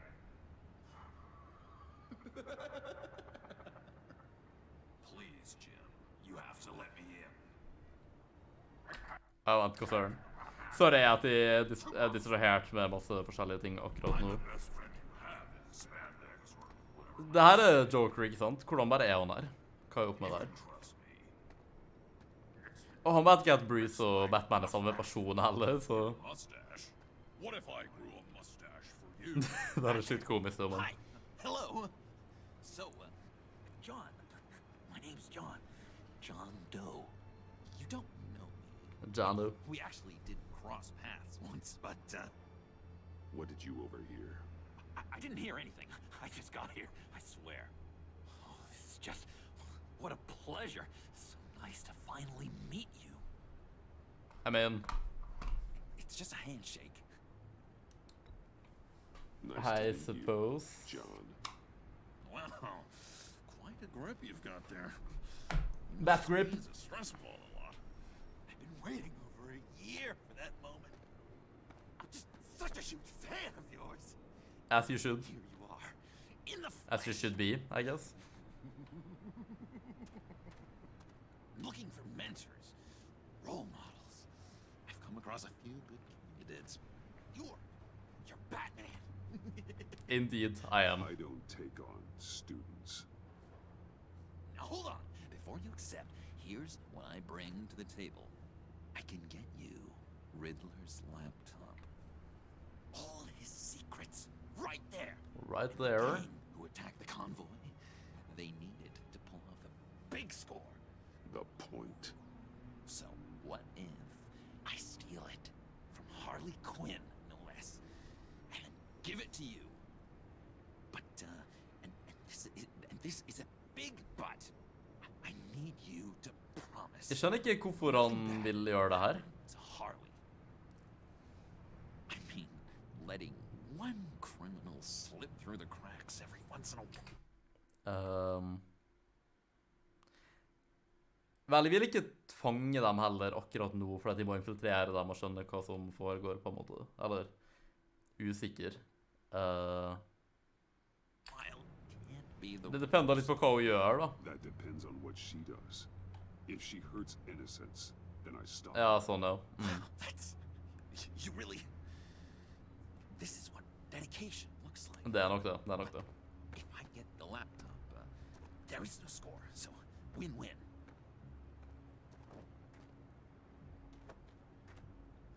Now, when you're on the job, what's the preferred method of extracting a target? Always rappelling in, or explosives as a distraction, or... You know what? I'll wing it. If I were you, I'd get a friend to help. That's a Kanskje great Bruce idea. Wayne, eller... I hope Bruce is there. Do anything for me. Burde han reveal at Bruce er en del av The Pact til Batman, liksom? Oh, one last thing. Med tanke på at han ikke vet at Bruce er Batman. I collect these. They mean a lot to me. Batman vil ikke la deg flyge. What the? På noe nivå. John will remember that. Behind the stacked deck. Well, I hope you weren't counting on a specific time, because, you know, that's what I use my phone for. Vel, du tar ikke et bilde av Batman, bare gjør du ikke på den måten. Your relationship with John has changed. Ikke at de hadde så masse til å begynne med, Batman og John altså.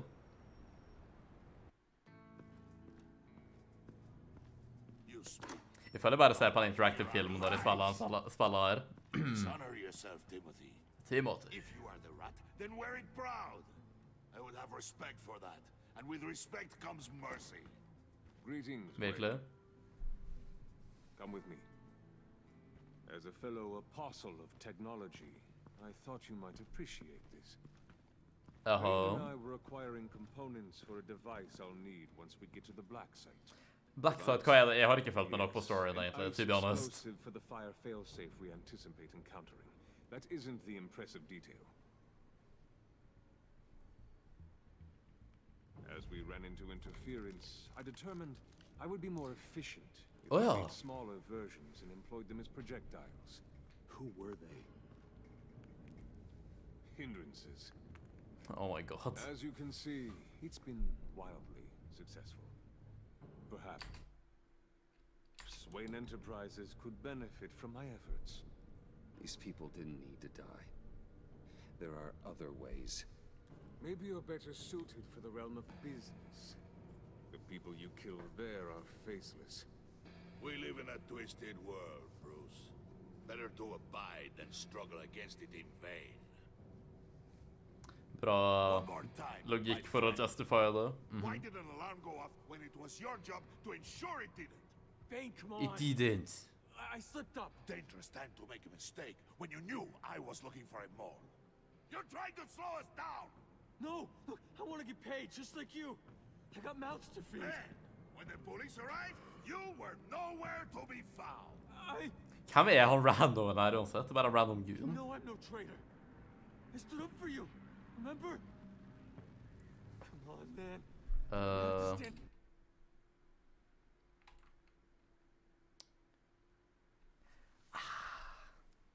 De dreper han sikkert om han liksom er the mole, men samtidig stopper de å søsse på meg. Og jeg skal ikke om Batman til tingene å gjøre og risikere å bli tatt som molen selv, og eventuelt være adaptet derfra, i stedet for å la han uskyldig. Jeg mener, han er en kriminell, men sånn de slett å drepe han sikkert, så... I guess. Yeah, sure.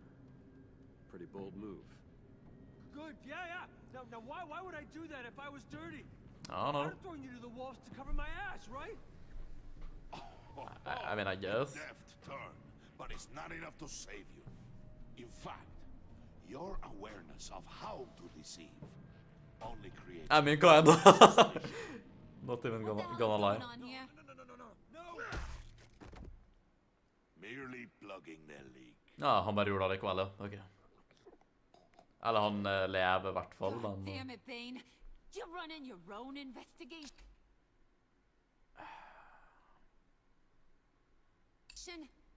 You're gonna get little business. Jeg tror ikke han dør. Jeg kan ikke gjøre noe mer for han akkurat nå, uansett. Dessverre. Bane når I stedet. Eller døde han av det. Om han døde av det, så kunne jeg ikke redde han på den lille tiden uansett. Tviler jeg på. Why are you complaining? I didn't get a chance to grill the guy. I'm a trained psychiatrist. Ja, ikke sant? What are you? A side of beef with a hunch? Føler det litt internal beef her med Harley og Bane, altså. Veldig, veldig interessant. You can't be trusted to run your men anymore. They're mine now. Got Yours? I freed them from Santa Prisca. You just killed one. I only shot him. Ja, ok, sånn døde. Oh my god. Who do you Jesus. think that recruitment war? They won't follow you. What do you want, John? Right. The laptop. Vel, jeg kan ha sug fra Batman sitt perspektiv, da. Ja, men jeg vet ikke hvor masse jeg kunne gjort, liksom. They know the cost. I value loyalty above all else. Jeg prøvde, da. Å finne måter å redde han på. That guy. Just keep her busy. I have to sneak into her office to get it. And it's all yours. Yep. Getting it from my old buddy Bruce. And only you. Promise. Jeg bare skjønner ikke helt hvordan det her skal fungere, egentlig, eller helt hva vi gjør nå. Jeg kan ikke la han henge. John will remember that. Det så når jeg skal si det fort. Remember. John will remember that. Yep. The answer had better be yes, Harley. We didn't find the location to the black site yet. Harley will remember that. We did uncover the code name for whatever you're after. Project Lotus. Ring any bells? And what is Project Lotus? What do you want? Lotus. Shouldn't you be informing your men they work for me now? You? You can't even keep these two from colluding. Couldn't? Are you kidding me? He's loyal to a fault. I'm loyal, Harley. No. Yeah, definitely. Which is good for you, because you need help. The mole, Bane's men, you maybe, possibly, potentially can't handle it. Ja, han prøver å ta tipsa vår. Så søtt. I'm really the only man for the job. Me and only me. Jeg tror ser at vi har påvirket han. Og han liker det ikke.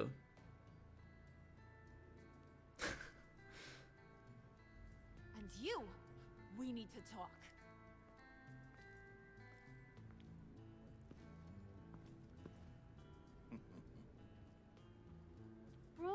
Bruce.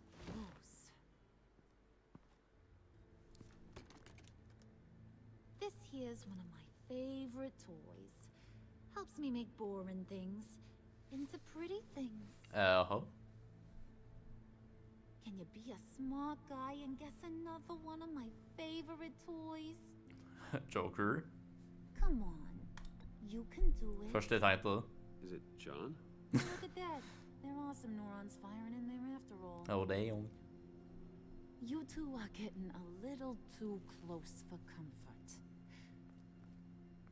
So I'm making a new rule. Hands off. Hva ble hun jelly? John's mine, and mine alone. Oh, no. So don't play with my Det toys. ville være han likte å høre. Bash in that pretty face of yours. Alright. Get a suit ready for drop-off. Of course. Det her skal ikke du snakke om så høyt når du er her. Som deg. Looks like. I'm on my way to meet him now.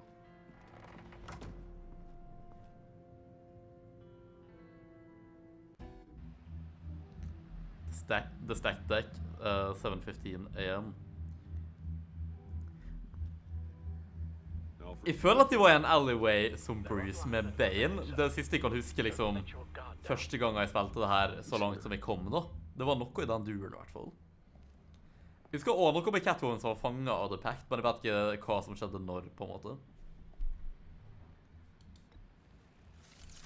Bare fordi det er artig, I guess.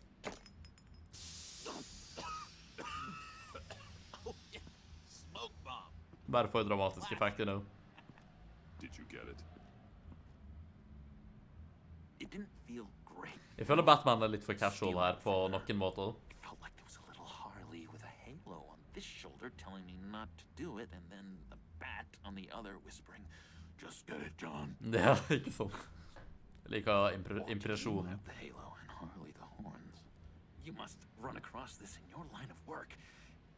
How do you deal with doing something good when you might be hurting someone you love?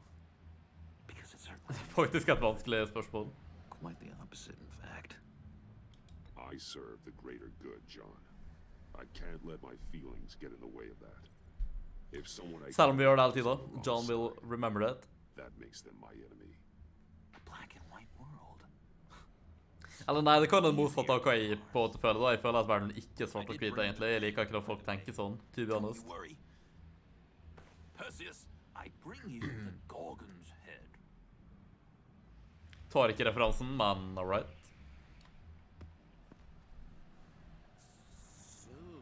Harleys laptop har vi nå i inventaret vårt. You look pretty happy. Føler inventar er et veldig fancy ord på norsk. Er det bare med? I did something for you. Maybe you could do something for me. Like? Teach me. Anything. What about those boomerangs? Skal vi lære han å kaste batarangs? I promised to only use it for, you know, hero things. Probably. Please? I'm not sure you've earned that yet. For så rude. Jeg mente ikke å si det på den måten, men vi trenger ikke å kødle han som Batman. I'll get there. Just you wait. Jeg føler bare Batman, jeg kjenner karakteren ganske godt på et punkt der han ville ikke sagt ja til det, på en måte. Jeg kan personalisere han til en viss grad, men ikke for masse heller, føler jeg, når det er en adaptation på den måten. Eller jeg vet ikke. Jeg er litt konfliktet hvor masse jeg burde gjøre det til min egen versjon. Kanskje senere, men vi er på et oppdrag når vi har andre viktigere ting å gjøre. A new leaf. To new beginnings. It was a pleasure working with you, John. Maybe we'll do it again sometime. I'd love to. John will Yes, remember yes, that. Of course. Have your people call my people. You know, Casual. you broke my phone. Ja, right. Guy, 'cause I was thinking about updating my look. Jeg tror ikke Jokeren burde ha en kappe. Jeg tror ikke det, altså. Det er ikke hans sin ting. I'm your man on the street. Literally. Wayne Manor, 8 AM. Ja, det så faen meg majestetisk ut i den vinkelen der. Damn. Ok. Liker skjorta og stilen til Bruce her. Jeg gikk literally med basically nøyaktig de klærne her en dag tidligere på jobb. Fordi de skoene der, så å si samme sko jeg har, gikk bare i grå bukse, svart skjorte. Jeg hadde på en blazer i tillegg, men... Åja, hun bare kom hit. Get it. Altså, ja. Jeg mener, hun ble litt skadet, men jeg mener, kom an. How did you get inside? Faen, Bruce with a drip da, damn. That I broke in? Well, I mean, did you? Er Alfred ok? No, Skadet du Alfreden min? invited in. Av Alfred. Ja, ok, hun ble mer skadet enn jeg er komfortabel Maybe med, we da, should men... just start from the beginning. What happened? Vel, unnskyld meg for at de... I'm glad Nei, men... you're here, Bruce. Åja, han visste at hun var. Kyle is injured. Altså, hun ble invitert inn. Best I can. Jeg mener, han kan ha oppfordret meg til å ta det valget også, da, gjør ikke Told han? him about your motorcycle accident. I was just about to. Hope you don't mind me tending to her wounds. Neida. I couldn't turn her away. Not in her condition. She's a criminal. Not at all. Damn. Thanks for taking care of her. You've been so good to me, Al. I don't know how I Alfred will remember that. Hun skal få lov å appreciate at hun kan være på team med oss og sånt. Både Batman og Bruce, liksom. Hun vet jo hvem vi er og sånt, og ja, How you can know. I refuse? Hun var kanskje ikke i stad, liksom, men sånn, jeg er glad for at hun føler at hun kan komme hit. Same. I'm pretty sure he's on the verge of a nervous breakdown. Mulig. And you don't want to be the one who pushes him over the edge. You're right. He's been off lately. Ja, jeg merker I'm det. glad you're aware. Bekymringsartig. You're lucky to have each other. Whoa, what are you doing? Relax. I'm just changing out the bandage. Be a doll and hand me a clean piece of gauze. Been through 2 Absolutt. dressings already.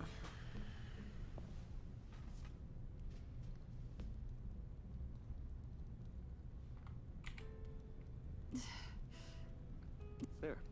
Good as new. So, you want to tell me what really happened?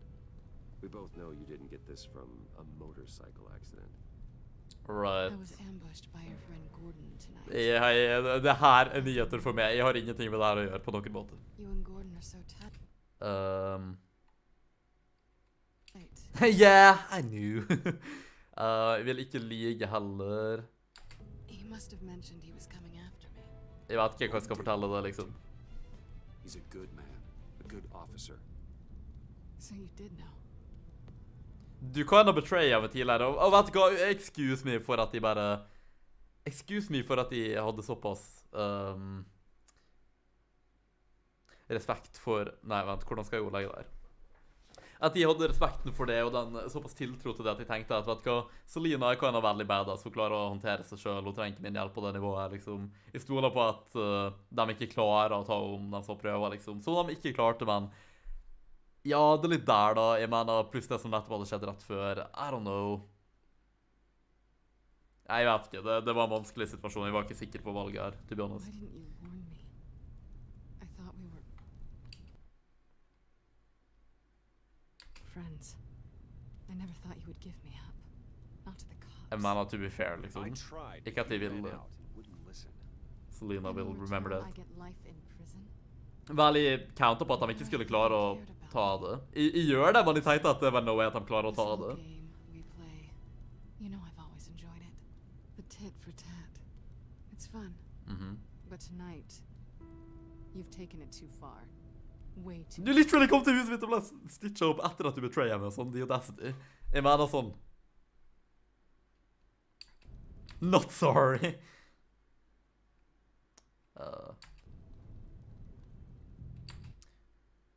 Jeg vil si don't guilt trip meg sånn egentlig, men How can I make it up to you? You can start by giving me access to that laptop. I know you snapped. Hvis vi kan jobbe sammen på det, men du gikk ut av din vei for å betraye meg uten grunn. Liksom, jeg vil stole på, men hun gjør det vanskelig. On my own terms. I let my temper get the best of me. But this is bigger than my vendetta. I want to find that black site. Before they do. The laptop is useless without Riddler's decryptor. Good thing I brought it then. You have the goggles too? Not so fast. What are you offering me in return? You know when it comes to me, nothing is for free. Vi kan jobbe sammen. Me? Han sa det på en så ekkel måte. Jeg bare trykte på det så confidently. For en ekkel type, ja, altså. Jesus. I've already had you. I mean. Besides, you were willing to give me to the cops. Dodging bullets. Jeg går opp i verdi med tid. What do you want from me, Selina? Jeg mente ikke så direkte på den måten. Jeg mente ikke bare sånn, du har meg tilgjengelig som din ally, liksom. Among other things, perhaps, men. I want you to say, Selina, I need you. I can't do this without you. Vel, altså.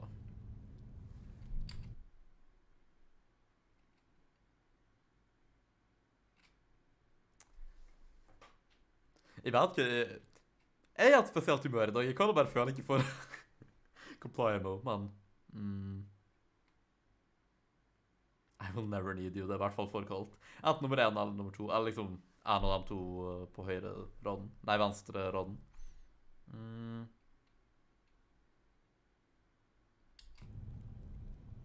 Say it and it's yours. You're the one who needs me. Is that so? You wouldn't be here if you didn't. Jeg føler meg litt ikke I dag, jeg vet ikke.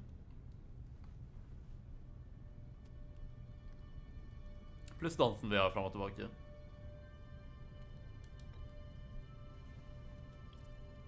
Selena will remember that. Ok, da kan det være jobba ut av det kveld. I mean, ok. This is nice.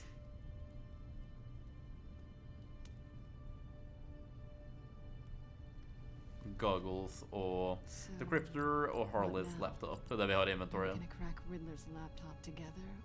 Ja, jeg vil jobbe sammen med for all det. Bare ikke betray meg det jævla tiden. Let's go to the Batcave. Come downstairs with me. Wanna see my Batcave and get to know my secret identity. Selena will remember that. Ok. Jeg vet ikke om vi burde vise inngangen, den hemmelige inngangen da, men jeg mener. Hun har vært her før, har ikke hun? Jeg tror det. Eller har hun? Faktisk usikker.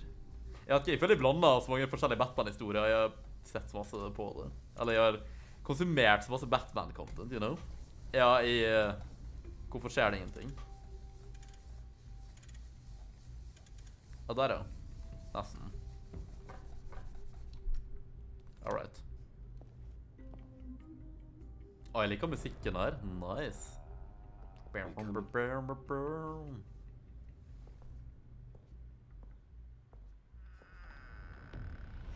Veldig, jeg liker mange av scene-transitionser. Det ofte sånn jeg liker hvordan de ender på en måte og transitioner til neste, men så åpner de neste på en litt awkward måte likevel. Det var ikke så ille da, men det var litt sånn I sted. Det var bra transition I teorien, men så de klarte ikke å stikke landingen på en måte. For det var sånn Joker og Batman gikk sånn til side, og det ble svart på det, og så på en måte bare åpnet det, og sånn bam. Det var litt sånn, det ble mer smooth på den måten. Men så det gikk liksom smooth litt sånn, og så bare, da blir det sånn, det blir sånn, Rikk, som min medielærer Rune kalte det. Det forstyrrende for øye å se på. Indeed. Rich men and their toys. Only thing missing is a wet bar. Make yourself comfortable. I'll try. This place, it's not exactly cozy. I mean, I know how hard it is to let people in. The fact that you've done that, it means a lot. Det burde det. Kan det bli en ganske big deal ting å slippe folk inn på? Oh wow. Ok. I mean, det sånn du toxic, men samtidig så betyr det masse at jeg får det til å være såpass ikke toxic, I guess. I don't know. I don't know. You're a bad influence on me. You say that like it's a bad thing.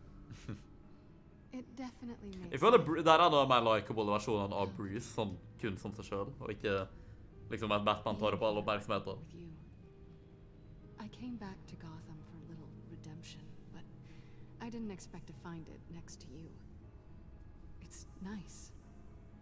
The way I feel around you, like I can be better.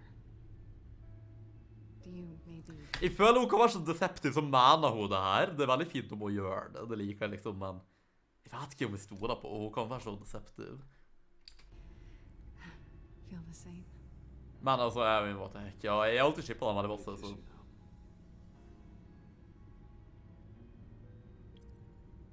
Selena will remember that. Det håper jeg certainly. Jeg føler at han ikke har så masse game da. Han har litt snar måte å gå frem med det på noen ganger, men I guess hva enn som funker. Så I guess jeg tilgitt for polititingen. Ja, jeg bare stjal tingene dine, har det på display. Ikke... Jeg kan skjønne... Bruce bare, nei. Han glemte totalt av det her. Nei, ikke sant. Ja, ikke sant, jeg kan forstå at hun synes det litt snålt. Det sånn type ting som Bruce kun... Oh my god, kameraet mitt. Bruce liksom den eneste personen som ser den plassen her, så jeg skjønner at han tar utgangspunkt I det på den måten, men... Det kan være awkward at hun ser det, not gonna lie. Jeg vil ikke likt følelsen av det om jeg var Bruce også. Damn.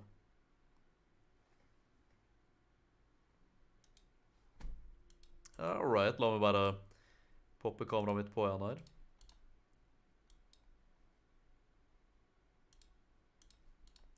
I'm back. This has got to be good.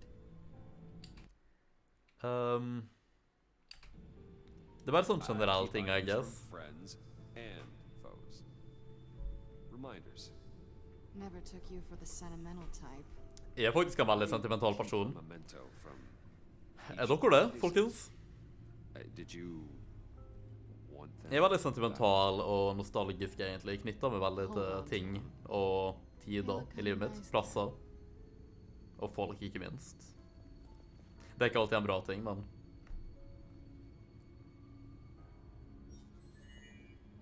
Jeg føler at det gir meg dybde i ting, da. Du kan sette meg pris på ting, om det gir mening.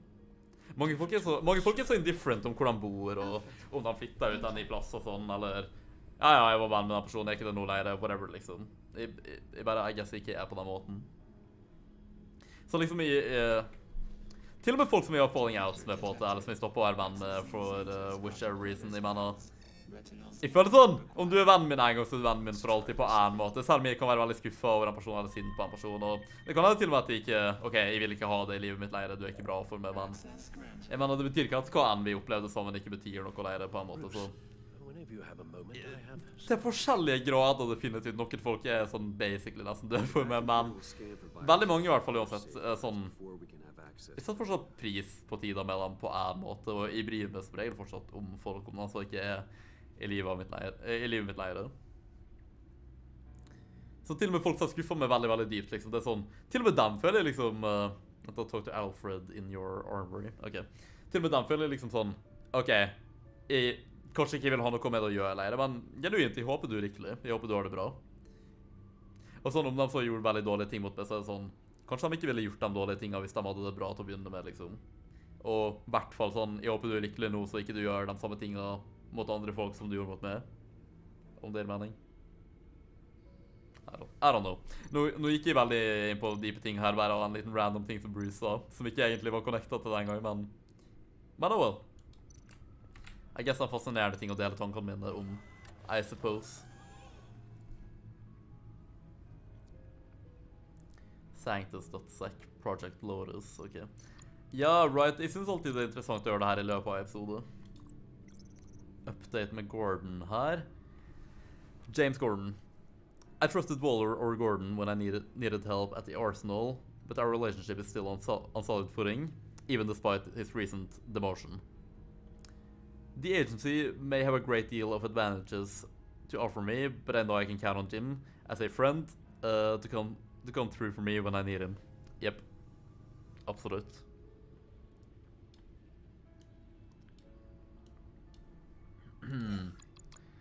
Så har vi litt oppdateringer på Joker. John Doe som once again bare er Joker. It's clear that John is head over heels in love with Harley. and I can't quite think of anything more dangerous than that. Absolute. I think I may be able to use his invitation with her to my advantage somehow, even though I'd likely be treading dangerous ground. Ja, det tror jeg nok, i hvert fall med tanke på det Harley sa forrige gang. Alfred Pennyworth. Alfred seemed reinvigorated, tror jeg, by our conversation about Tiffany.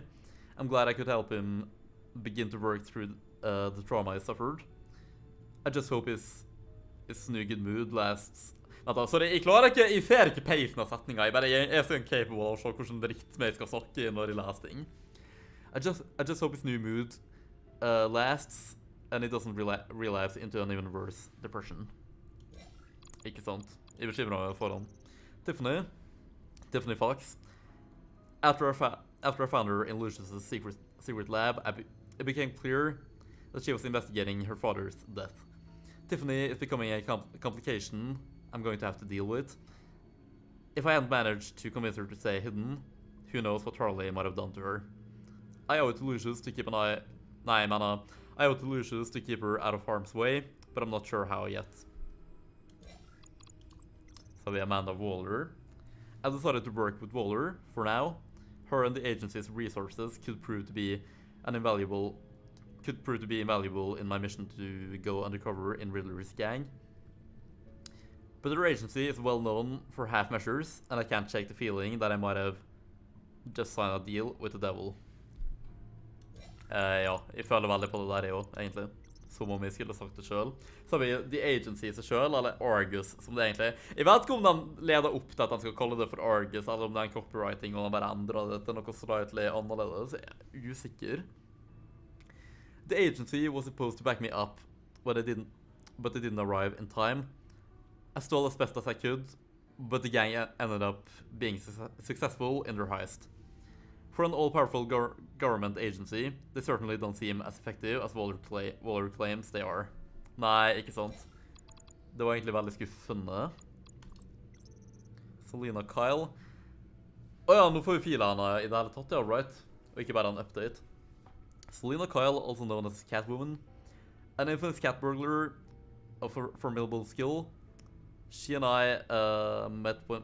Jeg klarer ikke.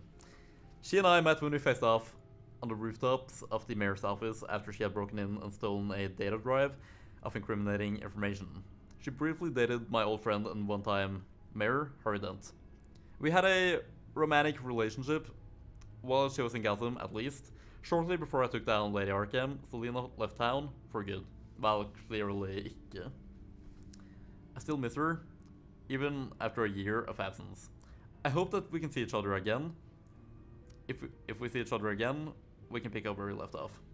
Ok, det er veldig generelt da, som om hun ikke er tilbake igjen når han skrev der, men jeg tror det ble tilgjengelig først nå. Så har vi jo Harley Quinn, update her øverst. In the midst of the heist's confusion, Harley somehow ended up being left behind. I've never seen John so upset, but he's the least of my worries.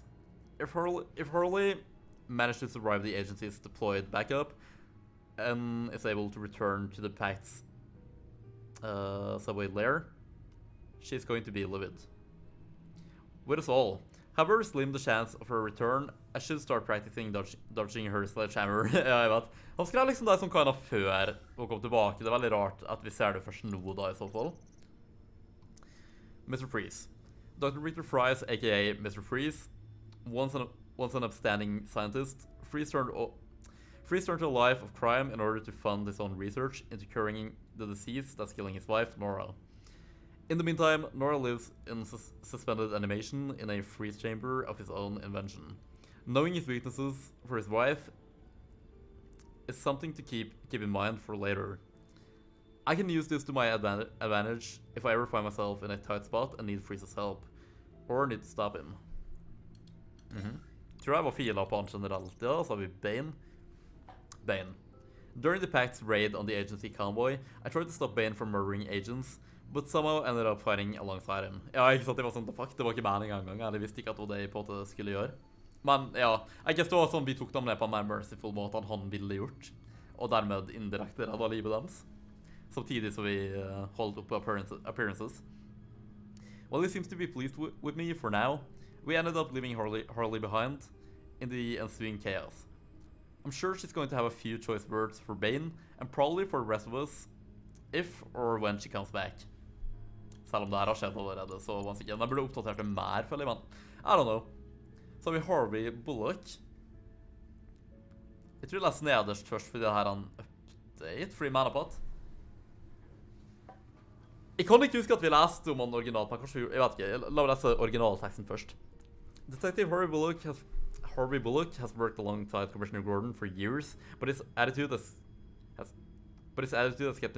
kept him from rising in the ranks. Still, he's one of the few good cops left in Gotham. Also, no, okay. I crossed paths with Harvey Bullock when Catwoman John and I were infiltrating Riddler's old workshop. Couldn't tell if he was there to guard a spot or was in the wrong place at the wrong time. John was ready to knock him out with a crowbar, and I had to make a quick decision of how to handle this situation between injuring Bullock or corrupting him. Ja, ikke sant? Så har vi Abandoned Subway Station, Gotham Underground. Bare skjule stedet til The Pact generelt. Riddler's gang, known amongst themselves as the Pact, has established themselves a headquarter inside an old, abandoned subway station. Built at the turn of the century, the station provides little by way of amenities, but it seems to serve the Pact's needs just fine. What those needs are remains to be seen. John Doe and Harley Quinn Quinzel used the station as a permanent residence, though it's still unclear if Victor, Mr. Fries, and Bane also call the rat-infested subway home. Ja, sånn, ja. Ja, det er ikke sikker på. Jeg tenkte på det som går dem liksom hjem for dagen og sånn en plass, eller bare kan ha chilla dem her hele tiden. Alltid i skurke-outfit og alt mulig. This lair of theirs will be my base of operations for the duration of my undercover mission against their group. Which I hope for all our sakes won't be long. Ja, ikke sant. Egentlig enig. Jeg ville ikke likt å være der om vi var Bruce selv. Og så har vi jo newsfeeden. Her er det alltid sånn, jeg skulle ønske det kun var nye ting her, men det bare er ikke greie, evidently. Så vi må bare kunne huske hvor det endte sist, tror jeg.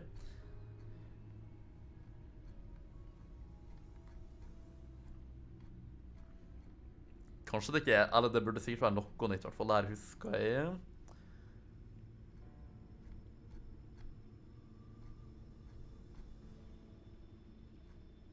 Det her husker jeg.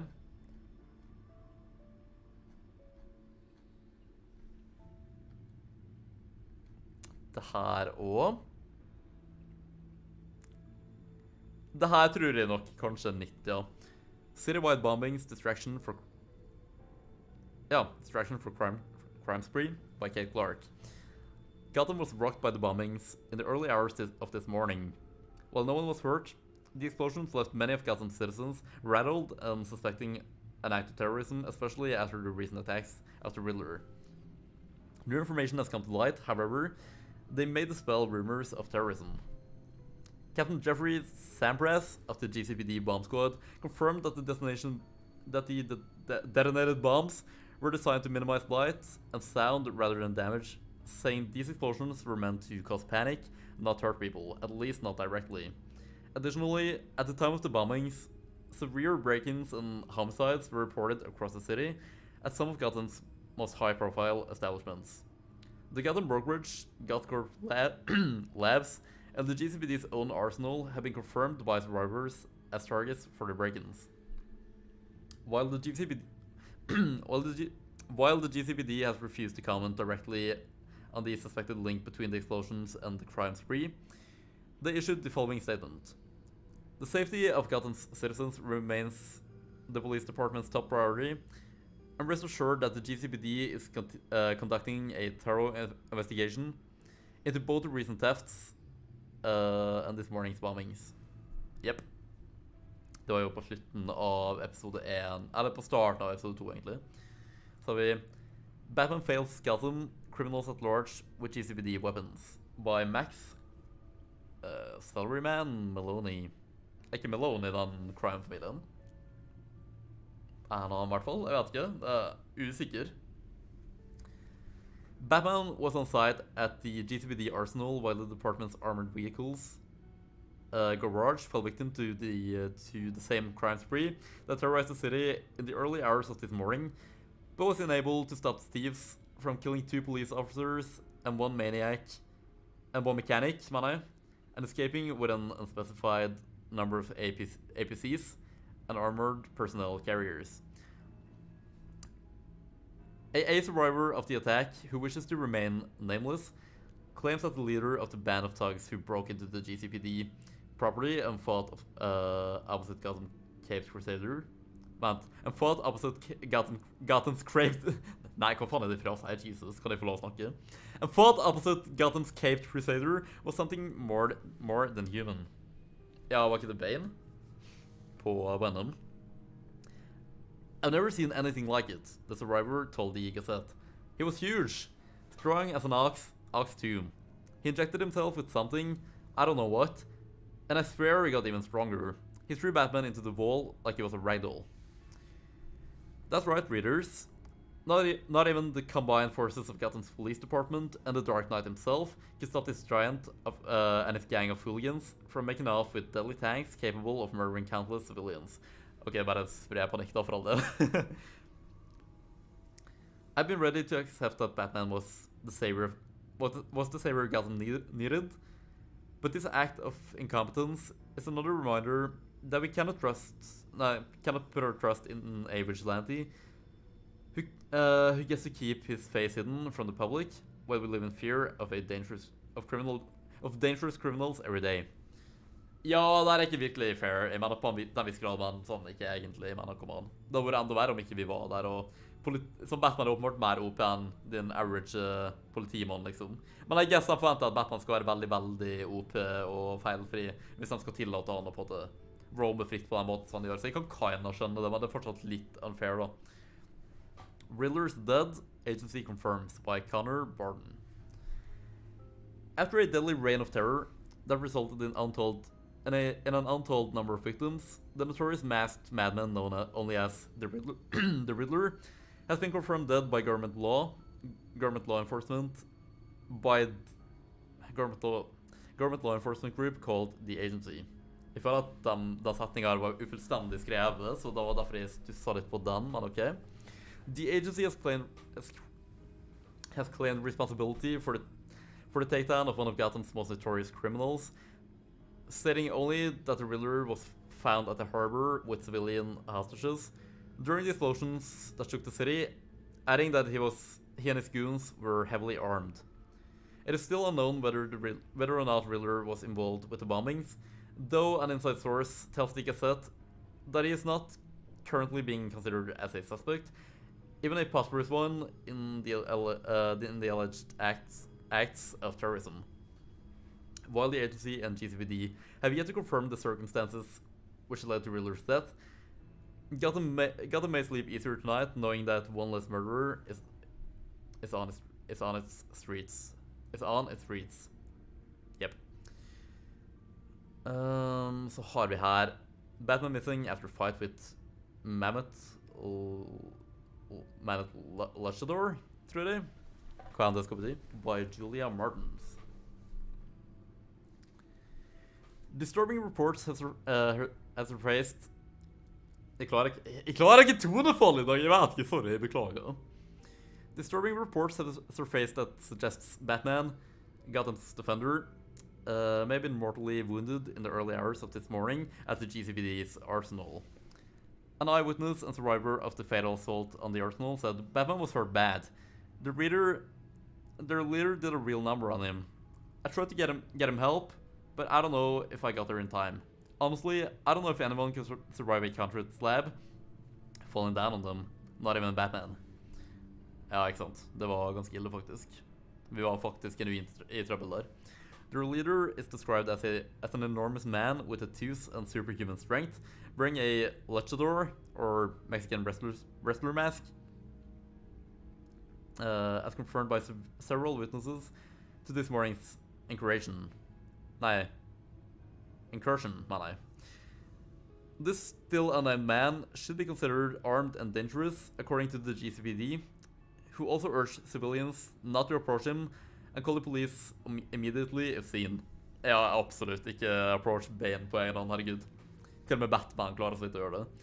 When asked if Batman was hurt or killed by this superhuman criminal, the GCPD spokesperson told the Gazette, while the police department has partnered with the Batman in the past, we do not represent him in any official capacity and can neither confirm nor deny claims that he may have been injured in this morning's assault. There is yet to be any sighting of the caped vigilante since this morning's attack. Vel, men han ser han ikke hele jækla tida heller, men pluss vi har vært undercover som Bruce I mellomtida. Below the police mechanic dead in attack on GCPD Arsenal by Connor Barden. It was confirmed this morning, just hours after the attack on the Gotham City Police Department's arsenal, and multiple reports of break-ins across the city, that one of the victims of the assault, police vehicle maintenance mechanic Charles Chip Paulson, 53, died of his injuries. Stakkars. Paulson, leader of his local neighborhood watch, Marine veteran and much-loved member of the community, was employed as a mechanic at the police department's arsenal, servicing the armored personnel carriers and squad cars.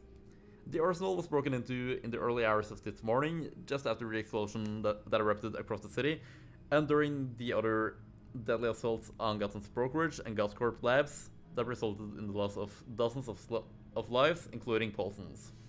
Jesus Christ, det blir nå for en lang setning der. Sånn, kom an, det er ikke bra skrevet en gang. Det er ikke rart at de... Ok. The PD Arsenal, jeg føler han bare finner sånne synonym for å si politiet I Gotham hele tiden. The PD Arsenal was the only affected site at which Batman was spotted. An eyewitness claims that the Paulson defended Batman against the leader of Assailants, but it was ultimately this man, a masked luchador or Mexican wrestler, by accounts, who ended Paulson's life. Paulson was married to Abigail Paulson, was a father of 4 and a foster father of 3. Oh dang. He was just so brave, his wife told the Gazette. He was always willing to help anyone in need. What happened to him it's unthinkable. It's unthinkable. Han hørtes ut som en veldig bra fyr, for hans skam. Chip was a good man, former police commissioner Gordon said today in a press statement. One of the best. He was a hero and a personal friend. Many lost their lives this morning, but Chip's passing strikes at the core of the GCPD. We will not rest until the people that did this are behind bars.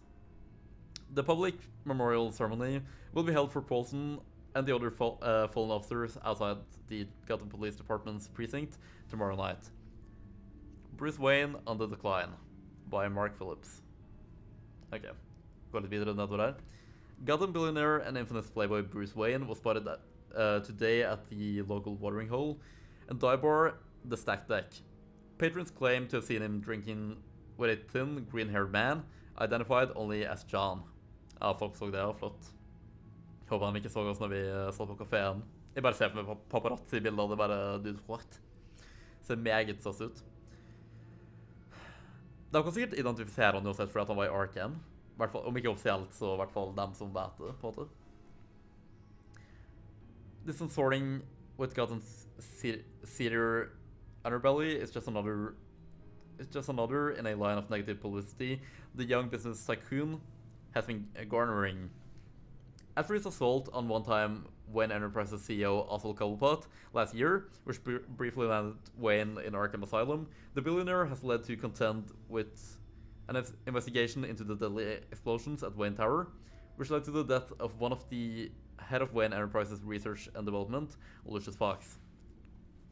Speculations have begun that the revelation of his father Thomas Wayne's criminal past has taken too great a toll on the bachelor playboy, and that he may be on the verge of snapping completely. Wayne Enterprises stock still holds steady despite Wayne's erratic actions of late, but analysts are keeping an eye on the market. Gordon demoted to Deputy Operations by Kate Clark. Ok, vi nærmer oss sikkert slutten nå, antar jeg. In a massive fall from grace, Gotham's recently promoted Commissioner Gordon has already managed to lose his title, being demoted to Deputy Operations at the GCPD. In a press statement released earlier today, the GCPD informed the public ex-Commissioner Gordon has served Gotham and her citizens to the fullest of his capabilities. His demotion is not a reflection of his character or his ability to do this job. Deputy Ops is extremely lucky to have a man of his caliber on their team. Ja, det sikkert awkward å finne gode press statements når sånne ting bare skjer. I guess not word så bra de kunne. When asked why Gordon was demoted, if he was so capable in his role, the police department refused to comment, stating that the details were part of an active investigation and releasing them to the public would only jeopardize police efforts. Yep, ikke sant. Jim Gordon has done more for the city than anyone else on the force, Officer Renee Motaya told the Gazette. If you ask me, it's a disgrace. I owe my life to that man, and to see him treated like this, it's just wrong. Ok, det fint å høre det da, I hvert fall at det liksom offentlig kommer misnøye ut liksom, fra Forsen også.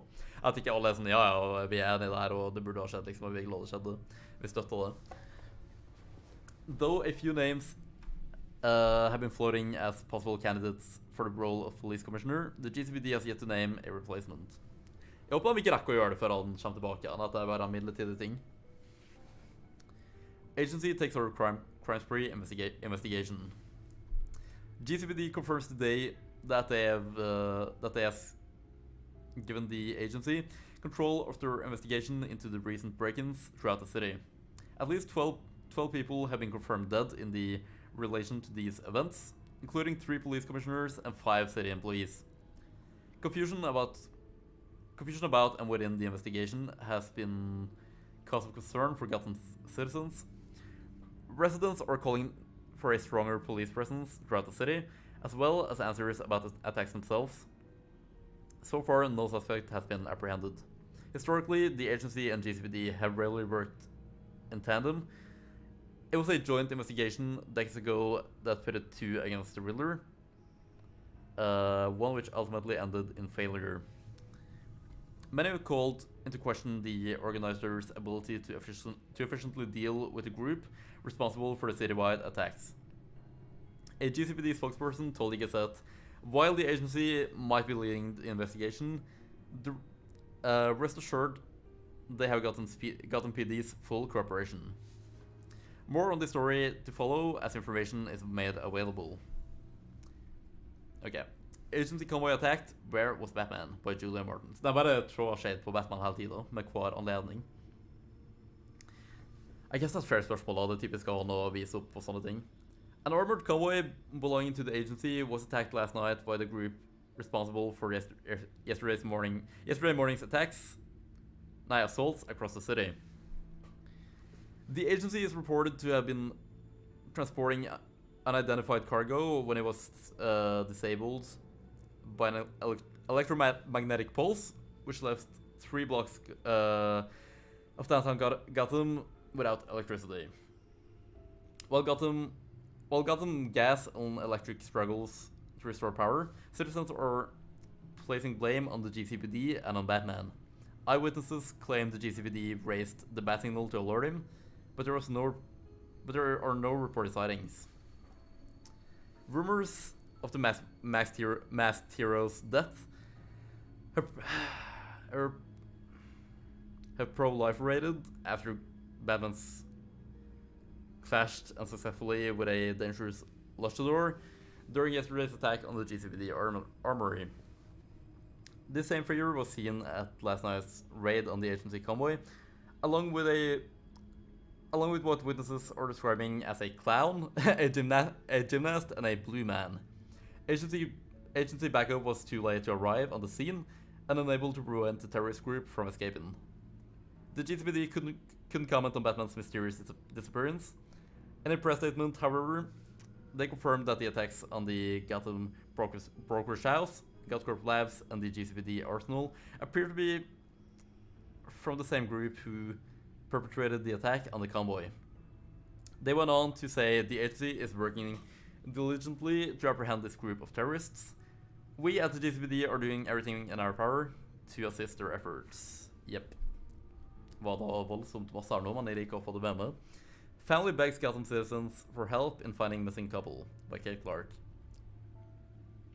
For 5 years, family and friends have been left to wonder what happened to Dr. Victor Fries and his wife Nora. Bare randomly relevant ting som kommer opp akkurat her og nå. The two have been reported missing following a deadly accident at Gothcorp Labs. Before her disappearance, Nora Fries was diagnosed with an advanced stage of McGregor's syndrome.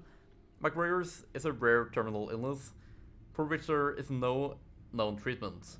Winther Fries, a cryogenicist at Gothcorp Labs, was working to cryogenically preserve her. This will slow down the progression of the illness until a cure could be found. One of these experiments triggered a catastrophic explosion, resulting in the destruction of Gothcorp's cryogenics wing and the death of several scientists. After the wreckage was cleared, there was no sign of either Victor Fries or Nora. Family and friends have searched tirelessly, but it seems the couple must have somehow escaped the ruin. After a year's search, the trail went cold, no pun intended, and the police investigation was abandoned. Okay, la meg ta på kameraet mitt igjen. Hold on.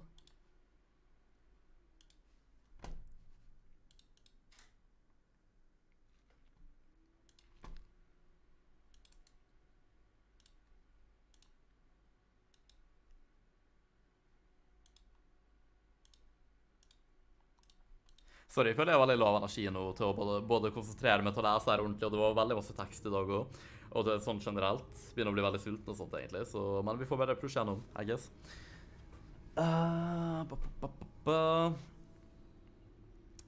Those who loved the couple, however, never gave up hope. Victor Price was a devoted husband and son whose research has saved countless lives. Nora Price, an accomplished scientist in her own right, was an active member of her community. She served on boards of several charities for impoverished? Nei, Jesus, stemmer med alt. Ingenting I dag funker. She served on boards of several charities for impoverished children, tror jeg, and was a fixture of the Gotham philanthropic scene. Nora and Victor's friends and family have not given up on their search as easily as the police have. We're begging the people of Gotham to help us, said Dora Smithley, Nora's sister. My sister desperately needs medical attention. If you see anything, please contact us. And Victor, if you're out there, please bring Nora home to us. Så har vi exclusive Riddler murdered. Jeg sa det ord. Riddler murdered. Yep, by Connor Barton. Det må da være siste svar, Jesus. A source within GCPD refutes the agency's claim that they were responsible for the death of the terrorist known as the Riddler. It was revealed to the Gazette that Riddler was already dead when the agency arrived on the scene, and that the vigilante Batman was present at the time. Ikke insinuert at han drepte Riddleren da, kom han. Han har hatt riktig å opprettholde her. Med ingen mord. This calls into question all of the agency's statements in regards to this matter. Earlier, it was confirmed by the GCPD coroner that the Riddler's cause of death was poisoning. The substance was a lethal combination of psychoactive drugs injected directly into the bloodstream. The fact that Batman was on the scene before the arrival of the agency suggests he, and not the enforcement group, was responsible for Riddler's apprehension. However, some are speculating he was also responsible for his murder. Ja, ikke sant.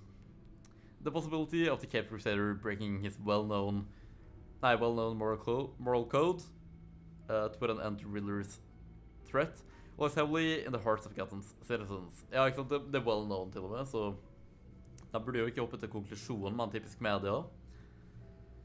More troubling still are agency and GCPD's refusals to launch an investigation into Riddler's murder. Ja, det er jo litt sass. Any claims made that the Riddler's death involved foul play or entirely erroneous, said Amanda Waller, director of the agency, in response to the GCPD's leaked revelation. The events aboard the Lady of Dublin occurred as the agency has previously stated. Ja, det var kvoten. An internal affairs official at the Gotham Police Department reached out to the Gazette to say, "We are going to be conducting a thorough internal investigation to write out the source of these unofficial leaks. These unauthorized reports go against GCPD policy, but endanger active investigations." Ja, jeg forstår det I hvert fall. Jeg lurer på hvordan det ble liket egentlig. Opinion. Og jeg hater sånne artikler som der. Mening, og så bare hører du de mest uoppegående tingene ever. Law Enforcement Playing Hot Potato with Gotham Attackers by Max Maloney. 24 hours have passed since yesterday's massacre and not a single suspect has been brought into custody. Not by the GCPD, not by the agency, and certainly not by Batman. The only perpetrator identified in the attacks was a distinctive massive man dressed as a Mexican wrestler. Jeg føler at det et super-duper repetitivt, og de sier vel samme ting om igjen på forskjellige måter. Det greit nok, jeg liker sånne ting, men det jo ikke artig når de bare overdriver det. Det bare waste tid, egentlig. A source within GCPD says that the suspect is known as Bane, yet both the local police and the agency has refused to go public with this information. This is a level of incompetence that hasn't been seen in Gotham until recently. Some of the leery of this shadowy agency taking over the investigation into the recent acts of terrorism, citing the agency's failure to apprehend the Riddler during its initial crime spree in Gotham. Their efforts, or lack thereof, in apprehending those responsible for the brokerage, arsenal, and golf course attacks have confirmed their ineptitude. The hearts and minds of Gotham citizens are nervous. While the agency and Gotham Police Department are busy playing hot potato with Gotham's criminal cases, the murderer of Arsenal walks free.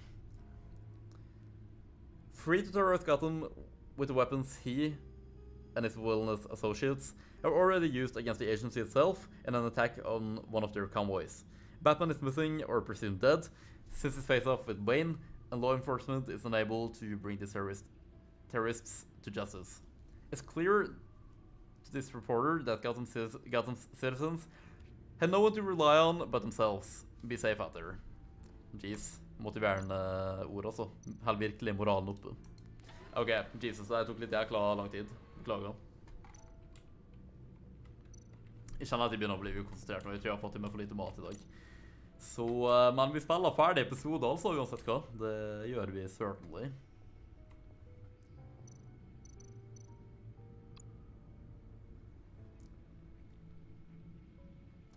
Vet du hva, jeg tror jeg vil bestille mat, egentlig. Der gjør vi bare mer, eller... Ok, det hadde vært dritgodt med tandoori, men jeg tror faktisk at jeg heller bare våkner opp i morgen og bare begynner å lage det med en gang. Eller, usikker, men nei, jeg tror faktisk jeg gjør det på den måten. For å bare lage en stor mengde med tandoori til frokost, rett og slett. Jeg tror jeg bare tar på BRB-skjermen bitte litt, så jeg bare får gjort det kjapt, ok? Men Max-burger er mulig at det blir, faktisk. Ok, BRB bitte litt.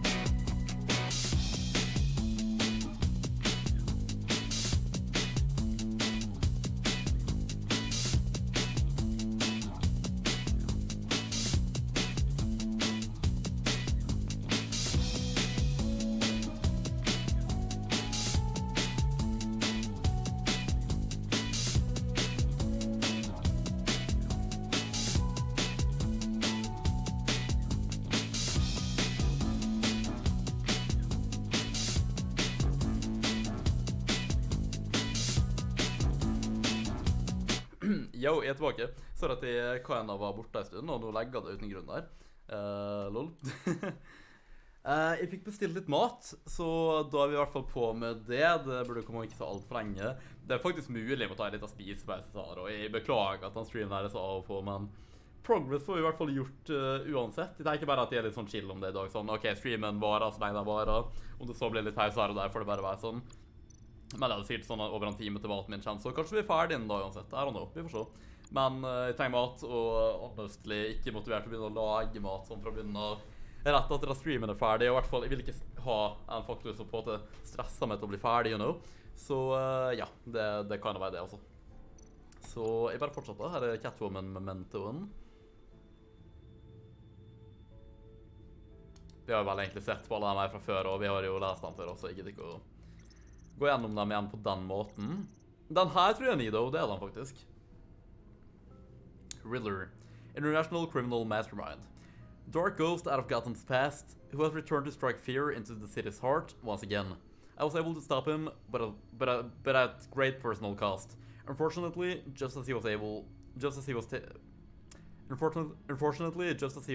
to be taken into custody, an unknown assassin murdered him with a toxin composed of a mix of psychiatric medications. Og det var det. Lol, får aldri lov til å lese ting ordentlig, Jesus. Altså. Jeg får så vidt lov til å snakke ordentlig, som free roam-snakking. Jeg vet ikke, men i dag også er bare munnen mine bugger. Eller tunga med, eller whatever. Jeg har på litt stemningsmusikk, som alltid. Alright. I guess Alfred ville snakke med oss, så han er vel her borte en plass. Hvor er det så? Ja, ok, Selina bare står her. Jeg kan vel bare si sånn stay put til hvorfor jeg går bort til Alfred. I suppose.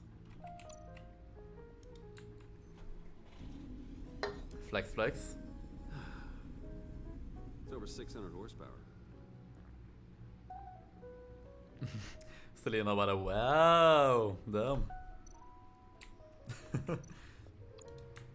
Selina. So, you like the Batcave? What do you think? There's a lot of interesting tech down here. Mm-hmm. How you did To it say all, the I don't least. know.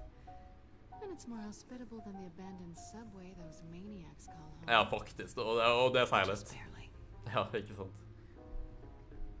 Where do we go from here? So, what do you think is next for us? Jeg husker at jeg synes det var veldig interessant å se hvor det gikk hen, men jeg bare kan ha spilt aldri videre, så jeg gleder meg faktisk til å se hvor Bruce og Selina står i slutten av den sesongen der, indeed. Romantically or with Riddler's laptop? Hvorfor ikke begge? Bruce bare. I don't have a lot of expectations, but I do have some hope.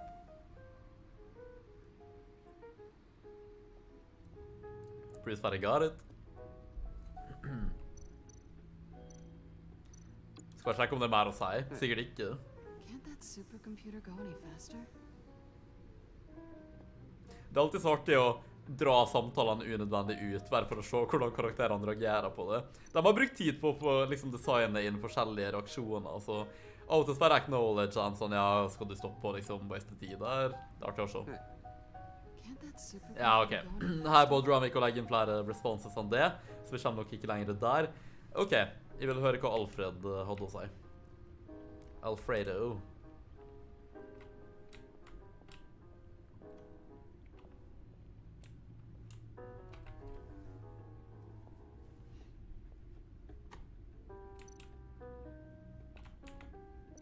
Der kan jeg bare så ut som Batfleck-drakta nå fra avstand, for some reason. Ja, vi har basically sett på alt det her forrige gang, med mindre det er noe som åpenbart er nytt her, men jeg tror nok ikke det. Jeg liker fonten og måten de setter opp det her på, infoteksten. Den drakta her var seriøst kul. Jeg føler den logoen der passer ikke så godt på den drakta da, for å være helt ærlig. Ok, what up, Al? Nei, Alfred. Jeg er ikke glad i å kalle han Al. Lucius nearly completed it before. Well, I've been fiddling with it to keep myself occupied. Jeg kan teksturen på skjorta til Bruce også. At any rate, your det kan ha samme tekstur som slikset mitt egentlig. Ability to detect heat signatures. cold, too, because with Mr. Freeze, you never know. Thanks. Lurt. Sure it'll come in handy. I'm impressed you felt close enough to someone to welcome them to the Ikke sant. But I'm curious to know why. Han stoler ikke så veldig på henne. Not that I'm judging, mind you. Håper da ikke det, mannen. Back at this point. Han vel bare beskyttende. I thought as much. Good for you, Bruce. This is a big step. Good for you, Bruce. You go, boy. It's done. Sounds like the laptop is safe. Ok. Tok sin tid, med tanke på all tiden vi brukte på å lese. Return to the Batcomputer to look at the laptop contents. Alright. Altså, jeg må si at Bruce har impeccable stil her, for at de... Altså, ned til detaljer gikk sånn basically nøyaktig med de klærne her på jobb for sånn en dag eller to siden. Så jeg må si meg fornøyd, altså. Impeccable stil. Impeccable. Sensational, til og med. Fancy engelsk synonym for bra. Er det stilfull? I shall be upstairs if you need me. Good luck. Hva er det han litt inni høyt? Tonen hans. Finally, something we can read. Let's see what he knew. Explore the contents of Riddler's laptop. Ok, vi har en video her. Patient 843. 10 milligram injection at 0.01. Eller hva Burns sa. Men det går ikke med resten av håret, dessverre. Burde vært litt kortere. Even though det egentlig er ganske nice lengde. God, what is that? Human test subjects? Veldig etisk, veldig bra. What they were giving those test subjects. Hard drive, documentation, read. Voices, schematics, design notes. Ja, hva har vi her da? Skal jeg lese det her? The fools think they're safe. They're stupider than I thought if they think I'd ever forget what they did.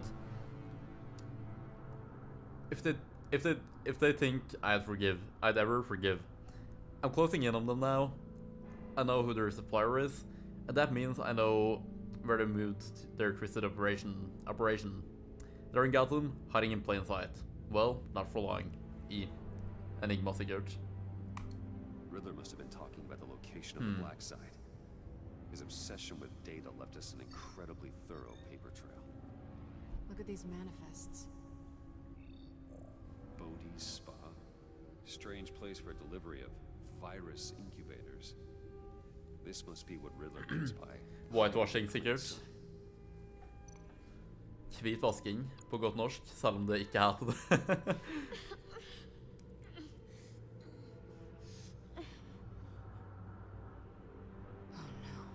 Some kind of viral agent from the looks of things. A biological weapon. This is what Harley wants. Agency. The agency. Don't you work with them? I do.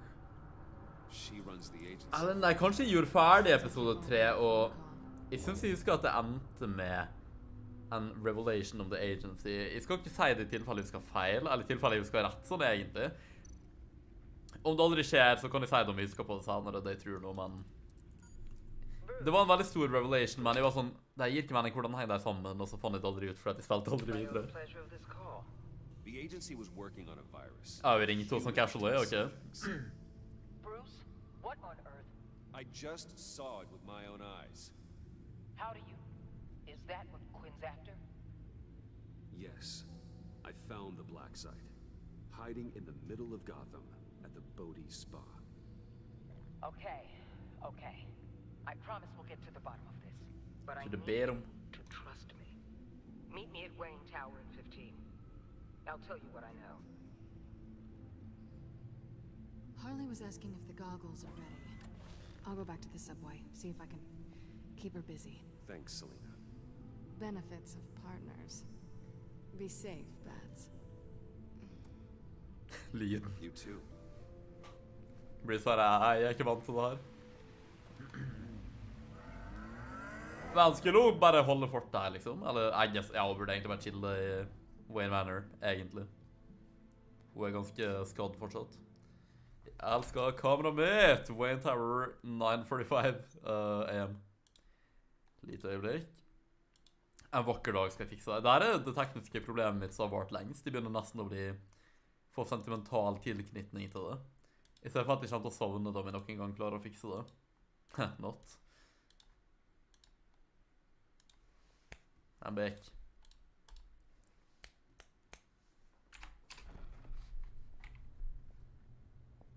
Tiffany, what are you doing here? Running late today? Ja, vi skulle jo forklare oss det jo, right? Det var en ting. I needed to talk to you, but I'm sorry, Bruce. This is for your own protection. Oh my god! Ok, hun begynner å bli irriterende. Ja, hva i helsike?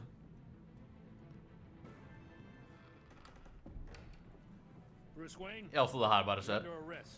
Oh my god, Gordon! Murder and criminal conspiracy to commit a terrorist act. You have the right to remain silent. Oh, come on. Anything you say can and will be used against you in a court of law. You have the right to an attorney. Gentlemen, please. You have my full Shut your mouth and stay down! Hyggelig. Don't hurt him! Thanks for the Ja. call, Miss Fox. Tiffany, Jesus! You lied to me! You need to stand back, or we're gonna have a problem. Bruce, I'm so sorry. Det burde du her. Violent. I just wanted them to get... Ok, jeg vil bli pissed på, men jeg også, what did you expect, vil jeg si. Nei, jeg forstår ikke, det er ikke greit. Those nut jobs. You go to the police, you set up an ambush, and suddenly you're surprised by it all? Ja, vet du hva, jeg forventet faktisk at hun skulle ha litt mer tillit til meg der. Jeg er faktisk pissed, det er ikke greit. Hva søren, snakk med meg først. Jeg skjønner ting som skjer ut, men... Waller. Ok, nå kan Waller faktisk redde meg. Endelig er det bra å ha henne på min side. Ok, vi begynner å like henne. Jeg burde ikke være i vinne. Hun begynner å vinne med til søren over her. Hun bare så meg og visste om det her. Mr. Wayne is under agency protection, and you know it. What? You've known Ja. it for some time. Waller, an Thank agency? you. They're not always going to be around to save you, Wayne. One day, you're going to run out of... Ok, kan jeg bare si at i Batman der er irriterende? Shut up, Gordon. favors to call in. I'm not a criminal, Gordon. Officers, please. Faktisk fristende å be han om å holde kjeft på det punktet her, men... He's involved. Nei! Belongs in a cell. Stå på Forrest. Concern or your purview. Go home, Gordon. You're done here. The hell I will. If I were you, I'd be very careful with my next words. And if I were Den seksuelle tensionen mellom Waller og Gordon i Sverige. Not anymore. You're so far out of line, you can't see the truth. Amen. You're dismissed. Excuse me? Totalt. You tested me. Jeg mener, jeg skjønner at det er faktisk litt drøy, så etter at han allerede demotet, så burde han pulle noe sånt på den. I hvert fall, ja... You can't do this. It's well within my power and you know it. Jeg hjelper han å sette pris på det. Det er fristende å bare si I'm sorry. Waller, Gordon is a good cop. He's a good man. Don't do this. Not for me. Your relationship with Gordon has changed. It's the last Oh, F off! Hva er det med han? Question my authority. Han har ingen grunn til å være fiendtlig mot oss av alle folk. Professional. Oh, sure. Time to go, Jim.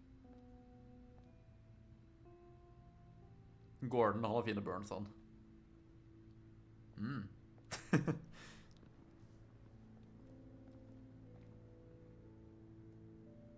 We'll make sure Gordon leaves and be right outside. Jeg er så skuffet over henne, honestly. Nå skal du faen meg høre her. I apologize. Ja, det burde du. Everything. Absolutt, det burde du. Fristende å ta nummer 1. Og nummer 2 egentlig, men... Calling the cops was... La oss bare få det overstått. Well, you wanted a chance to talk to me, so here it is. Talk. I just don't understand how you got tied Hvorfor up var in reaksjonen han å gjøre det her og ikke bare snakke med the meg? agency? If I had known you were What are you doing with them? Du ville visst om du snakket med meg. Please, just tell Possibly, I hvert fall. Eller visst mer. me, Bruce. Look, Tiffany, I'm an undercover operative. What I'm doing, it's dangerous. Thank you for telling me. Ja, altså, på det punktet her, så... I see now, though. This is why he's dead. He was involved in whatever you're doing. Ja. This work you're doing seems incredibly dangerous. Det det. But there's something I don't get. Why you? I mean, no offense, but you're just... Bruce. Because I'm Batman! Rett og slett. Vi skal bare si det på det punktet her. Ja, det var litt awesome egentlig. Tiffany won't forget that. Det burde ikke. Come on, got something to show you. Jeg mener, vi trenger en illusion, sier at hun skaper flere problemer når hun ikke jobber med oss. Når ikke vi er transparente med henne. I know you and Alfred are still on your well-deserved retreat, but I couldn't help myself. Hva hadde vi bare der klart? All right. Hope you guys are enjoying yourselves. I'll see you soon. Ok, denne episoden er ganske interessant egentlig. I like it. Your relationship with Tiffany has changed. Ja, det burde det absolutt gjøre det i hvert fall. For det bedre, håper jeg.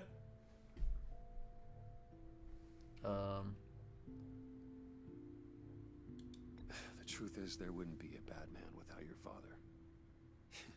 He made the suit, the Batmobile, the gear, all of it. Bruce. He set the bar pretty high, huh? Ja. With Dad gone, maybe I can still help, if Batman is interested. Nah, what the heck. It's the least I can do. And I know my dad would be proud. The way things are going right now, he could use a little help. Definitely will remember that. I need to digest. Sorry for everything earlier. Oh, Jesus. Thank you for trusting me with this.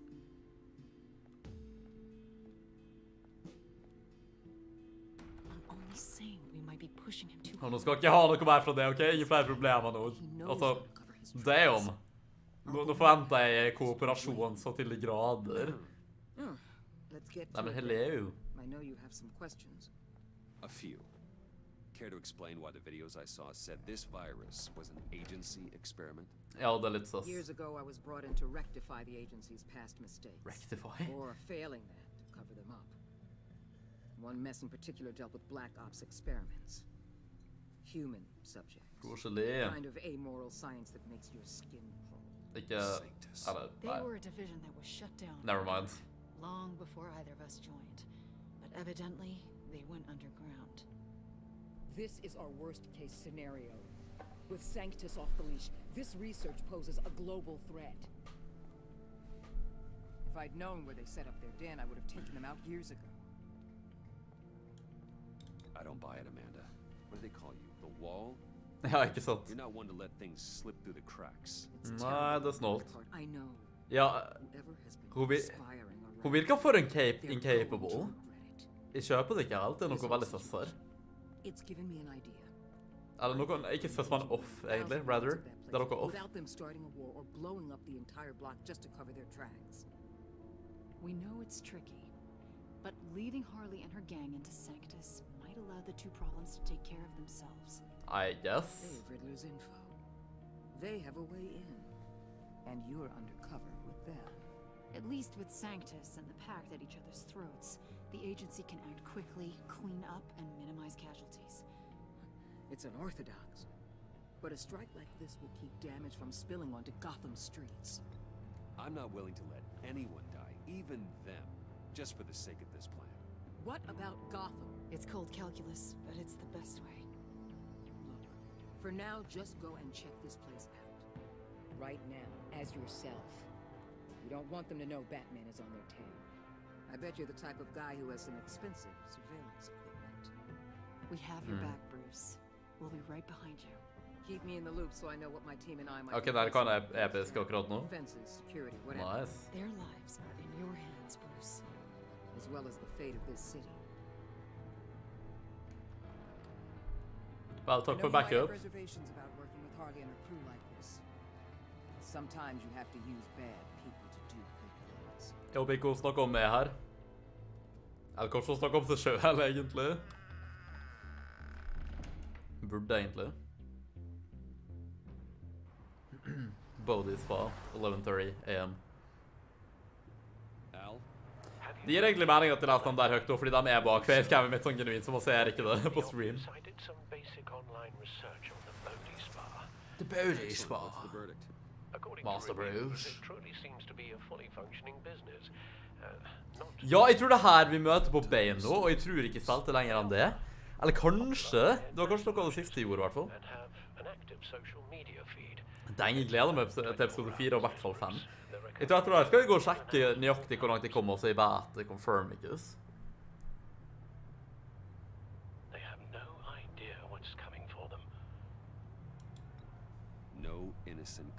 Selv om det har skjedd allerede, men ja. Det ignorerer vi. I'll have to keep everyone who runs that facility out of harm's way. Initiate the feed of my contacts to Waller. Let her know I'm here. At once. Need to see what we're up against. Good idea. Remember, you're able to toggle the thermal imaging in your lenses. Det er interessant å spille et Batman-spill gjennom Telltale-filteret i stedet for Arkham-spillet. Begge to er så bra på sine forskjellige måter. Jeg liker å se den forskjellige approachen på en måte til Batman. En karakter som jeg elsker så masse sånn til å begynne med. Caution is key, Bruce. This situation is a spark away from a wildfire. I'll keep that in mind.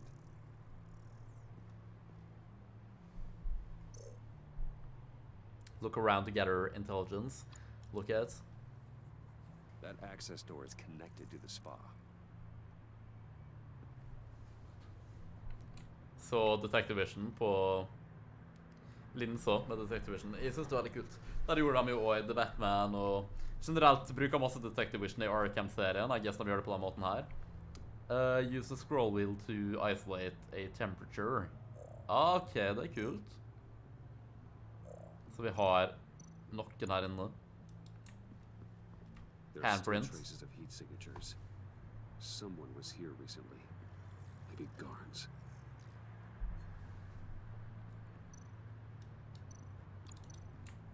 That appears to just be a patron. I guess. Eller ja, det er det.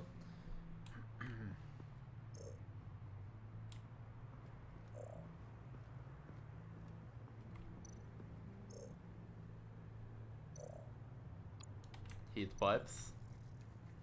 Ser ut til å gå gjennom alle systemer her.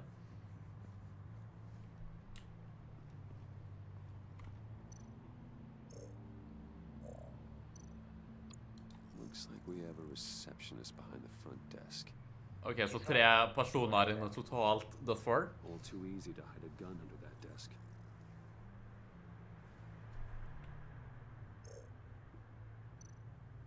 Ok, hva har vi her da?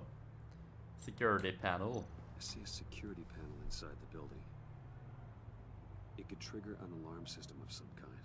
Jeg føler han burde ikke gjort det der tingen med Bruce i sesong 1. Det er for distraherende generelt. At det skulle være en skade som var permanent på en måte. Ah, nice. Alltid fint det.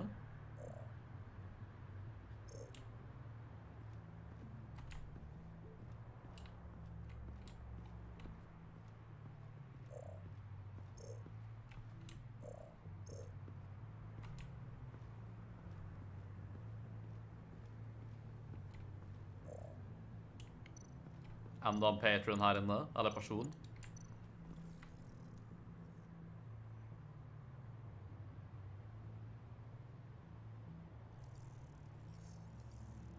Ok, nå går jeg definitivt opp med det her. The real lab must be underground. Sanctus has been in the middle of Gotham this entire time. They burrow under your skin and eat you from the inside out. This is why I'm willing to let these criminals be the tip of the spear. Dangerous and expendable. My favorite adjectives. That's some top-notch field work, Bruce. I know being undercover's been tough, but you just need to maintain it a little longer. Yo, Carl! Så velkommen til stream. Hvordan går det? Hva har du gjort på i det siste? Jeg føler det lå ikke litt lenge til jeg har snakket med deg, egentlig. Waller, I need to go. Now why would a billionaire be Ja, så at de skal være at Ben kom. filthy alley? Det går veldig bra her. Jeg vet ikke, som vi sa, det var at jeg føler at jeg ikke har snakket om det på en stund. Veldig også bra som skjer i livet mitt etter moment, egentlig. Jeg vet ikke hvor jeg skal starte på en måte, men generelt så går det veldig, veldig bra. I dag, litt sulten. Jeg har litt mat så jeg er på vei, faktisk, Anta. Burde være her om rundt en halv time. Hvordan går det med det, Karls? Hva skjer i livet ditt? Inspecting every detail. Ja, faktisk. As if performing reconnaissance. I could ask you the same. Jeg spilte jo Star Wars, så jeg er respektabel grunn til å være litt inaktiv. Eller hva jeg skal si. Hvor langt har du kommet, Karls? Det er jo flott å høre. Ja, ikke sant? Jeg håper ting går bra med det også. Ja, såpass. Jo, forresten, Karls, nå har vi begynt å streame på Minecraft-realmen igjen. Det hadde faktisk vært veldig gøy om du hadde lyst til å være med. Det er ingen pressure om ikke du føler for å faktisk spille aktivt der, men sånn, you know. Om du vil, så let me know, så kan jeg adde det på whitelisten. So, determined. Yes, I had a sense you would lead me to something interesting. Interesting. Project Lotus. Ah, This right. is the secret you and Harley had. Where are we, Bruce? What is this? Så nummer 5. Har du spilt dem kronologisk? Startet du med prequelsa? Jeg regner med at du gjorde det. Det er det jeg kommer til å gjøre i hvert fall når Andy kommer dit.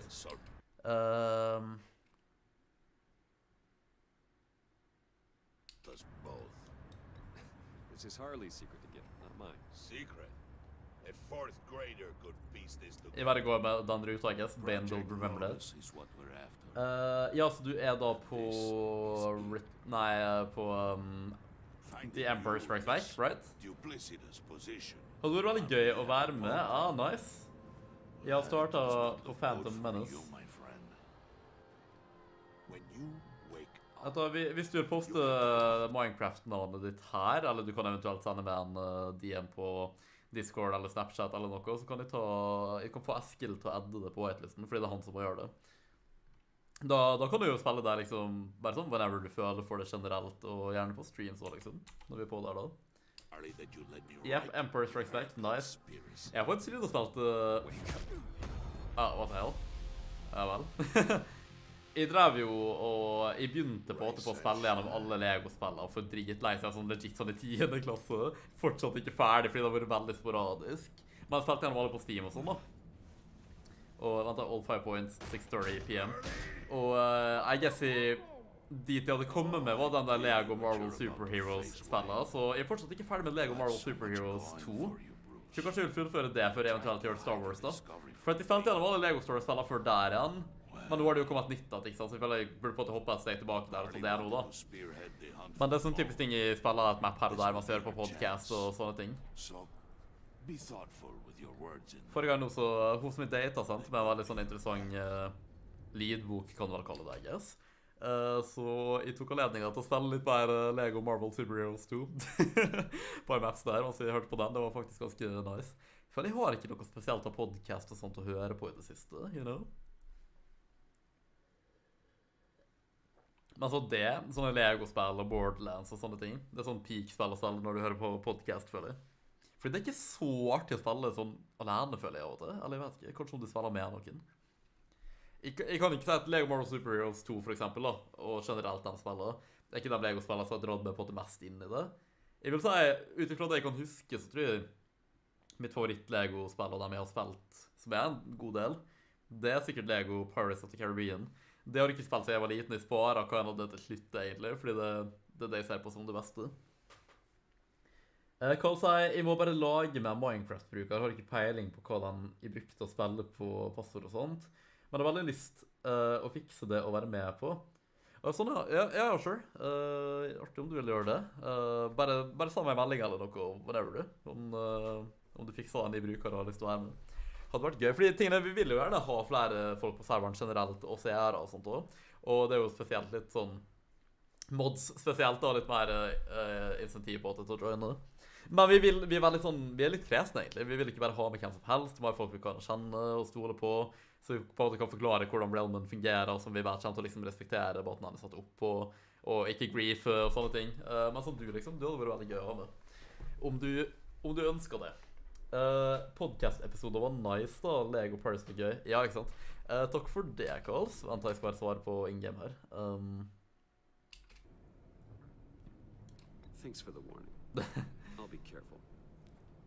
Jeg vil vente på din unnskyldning for at du bare knokket meg ut, Benikus. Nei, men takk for at du likte podcasten. Jeg regner med at du hørte hele, som vi sa på starten her, jeg redigerte inn noe liksom før jeg begynte å fullføre denne episoden. Åja, uten make-up, det var uvant å se. Så da hadde jeg jo liksom sånn... Denne episoden var jeg veldig utdatert, tok den opp i januar. Vi vurderte egentlig å bare ta på en helt ny episode som var liksom satt i nåtid og mer relevant. Men jeg bare hørte gjennom råklipp av den gamle, og sånn. Jeg synes den var litt for underholdende til å ikke legge den ut. Så jeg håper at dere har opplevd det da, at det var en relativt underholdende episode, så det var verdt å på en måte fortsatt legge den ut, selv om den var så gammel. Men Karls, vi tok faktisk opp... jeg har hørt hele 2 ganger. Hey, damn! Thank you, Karls. Så bra. Vi tok opp en episode i går, faktisk, så håper jeg jo å få redigert den ferdig innen 2 uker, kanskje, eller noe av den duren. Jeg har en video eller 2 som jeg vil få ut i mellomtida også, men tok i hvert fall opp en episode, satt i liksom nåtida, og der er det massevis av oppdateringer og spennende ting om livet våre nå. Det har skjedd veldig masse siden vi tok opp forrige episode, egentlig, så vi er tilbake, og vi skal bare pushe på, egentlig. Det føles veldig godt å være tilbake igjen med podcasten. So lower your damn voice. It was the final piece of the puzzle and now we go. Definitivt verdt å legge ut. Ja, supert. Det er veldig bra å høre. And don't worry your pretty little head about Jeg føler Ruben begynner å bli som fan-favorite nå av den som hører på podcasten. Jeg har i hvert fall inntrykk av at dere liker veldig godt Ruben som ny host da. Da var han i hvert fall en passende replacement for Kajsen da. Om dere så likte Kajsen eller Ruben bedre eller whatever liksom. Så jeg føler jeg edda masse til podcasten og han i tredje hvert og at Ruben var et veldig bra valg i hvert fall da. Så jeg er veldig fornøyd med han sin contribution til podcasten, og han får masse skryt av at folk synes han er artig og sånn. Jeg tror Ruben er veldig artig på en litt annen måte med Daniel, så det kan være nice egentlig. Så jeg føler vi har en veldig balansert trio akkurat nå da. Jeg har litt så kan det bra ut uten make-upen og sånn det. Er det bare meg som foretrekker noe jevnt og ikke går med make-up egentlig? Someone lied to him, betrayed him. He ended them. Ruben er gøy. Må si at Ruben er mer underholdende enn Kajsen. Men det er bare mye mening. Vet du hva, det er faktisk mange som har sagt det her. Jeg skal meddele det til Ruben. Han blir sikkert glad for å høre det. Altså, jeg synes Dag er en underholdende fyr, liksom, på sin egen måte. Men, ja, jeg tror faktisk jeg er enig at Ruben er artigere enn Dag generelt, ja. Dag var kanskje litt mer på med snakkinga, men jeg føler at Ruben er veldig well-timed. Jeg tror, det er sikkert han som snakker minst relativt ofte i hvert fall. Men han er veldig well-timed, sånn når han kommer inn så er det på en måte, han fyller på en måte det tomrommet veldig bra da. Han har noen... Jeg føler han er mer sånn kvalitet og kvantitet-type fyr når det kommer til hva han sier og sånn, noe mer mening. Dag snakker liksom litt for masse, egentlig. Det var faktisk hva er problemet at jeg og Daniel sånn flere ganger var at han sånn, vi får ikke snakka liksom, eller sånn, du bare spammer med snakkinga det, og sånne ting. Han ble bedre på det etter hvert, han var litt opp og ned. Dag passer vel bedre til sånn DC og Marvel-episoden. Ja, ikke sant, det er ikke Rubens sin sterkeste side, men det trenger på en måte ikke å være det heller. Jeg vil fortsatt at han i hvert fall edda litt der, og jeg og Daniel har jo masse å komme med uansett på en måte, men ja, sånn sett, ja. Jeg vet ikke, folk har styrker og svakheter, I guess. Take no apologies. There's always another way.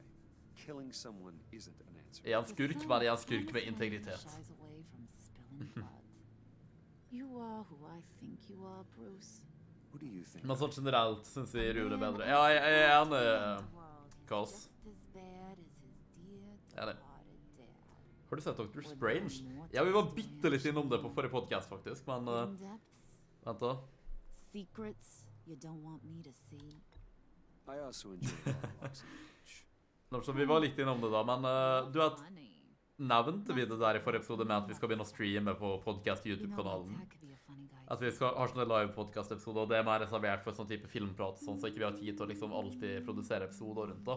Så vi lager noe, vi kommer sikkert til å begynne å streame der egentlig, vi kan bare gjøre det når som helst nå, så det kan godt være at vi tar en stream der ganske snart og snakker om Dr. Strange sånn i detalj. Vi var bare så vidt inn på det kinda i den vi tok opp nå, men ja, jeg har sett Dr. Strange. Jeg lurer på før jeg sier noe, hva synes du om den, hvis du har sett den?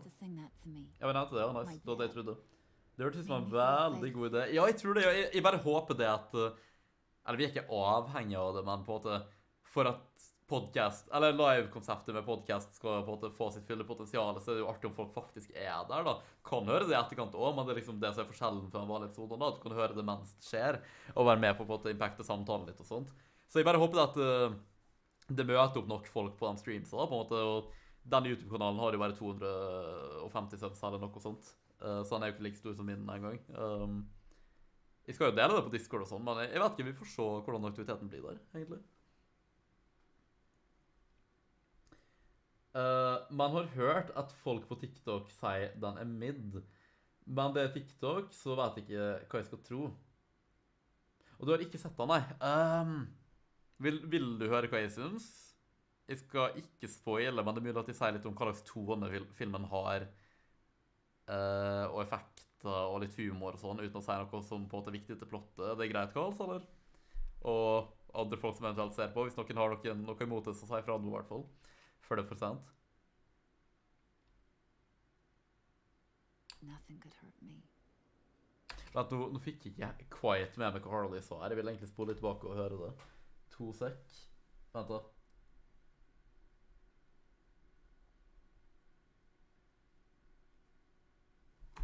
Jeg sjekker hva Harley sa. 2 sekunder. I used to sing that you made my dad.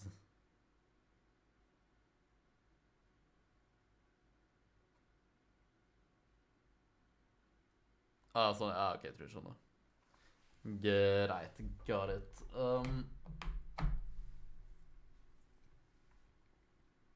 Har dessverre blitt litt spoil allerede, men jeg har kjørt på. Ja, du ser, altså, jeg tenkte, jeg var ikke så i hastverk med å se den på en måte. Men så er det sånn, ok, den har bare vært ute et par dager, liksom, jeg ser den sikkert snart, det er ikke en big deal. Der var ikke filmen jeg var mest redd for å bli spoilet, men jeg var kinda casual om det, men jeg var sånn, ja, jeg skal jo se den snart, liksom. Men den har jo bare vært ute bitte litt, det er sikkert ikke så mange spoilers. Men jo da, folk klarte jo ikke å holde kjeften av filmen der. Jeg ble spoilet så mange ganger. Og jeg kan ha brydde meg såpass lite at jeg på en måte jeg klarte å kunne ignorere hva jeg fikk med meg og sånn, men jeg fikk med meg at jeg ble spoilet etter den i hvert fall. Så jeg bare tweetet sånn en dag eller to for jeg sa en sånn, ja, kan dere kindly holde kjeft om Doctor Strange 2 sånn i hvert fall et par dager til, sånn Jesus-filmen kom nettopp ut. Det var sånn ingen holdt tilbake med å spoile der. Liksom IGN og sånn bare hadde fullt artikler som om alle hadde sett filmen liksom hele tiden, eller feeden min på TikTok og Twitter bare, ja, bruh. Men jeg skal gå litt inn på det, bare la meg på en måte fullføre scenen og litt her in-game. I'd love to meet him. Høres ut som en koselig fyr. Sounds like he's a great guy. Same place as yours.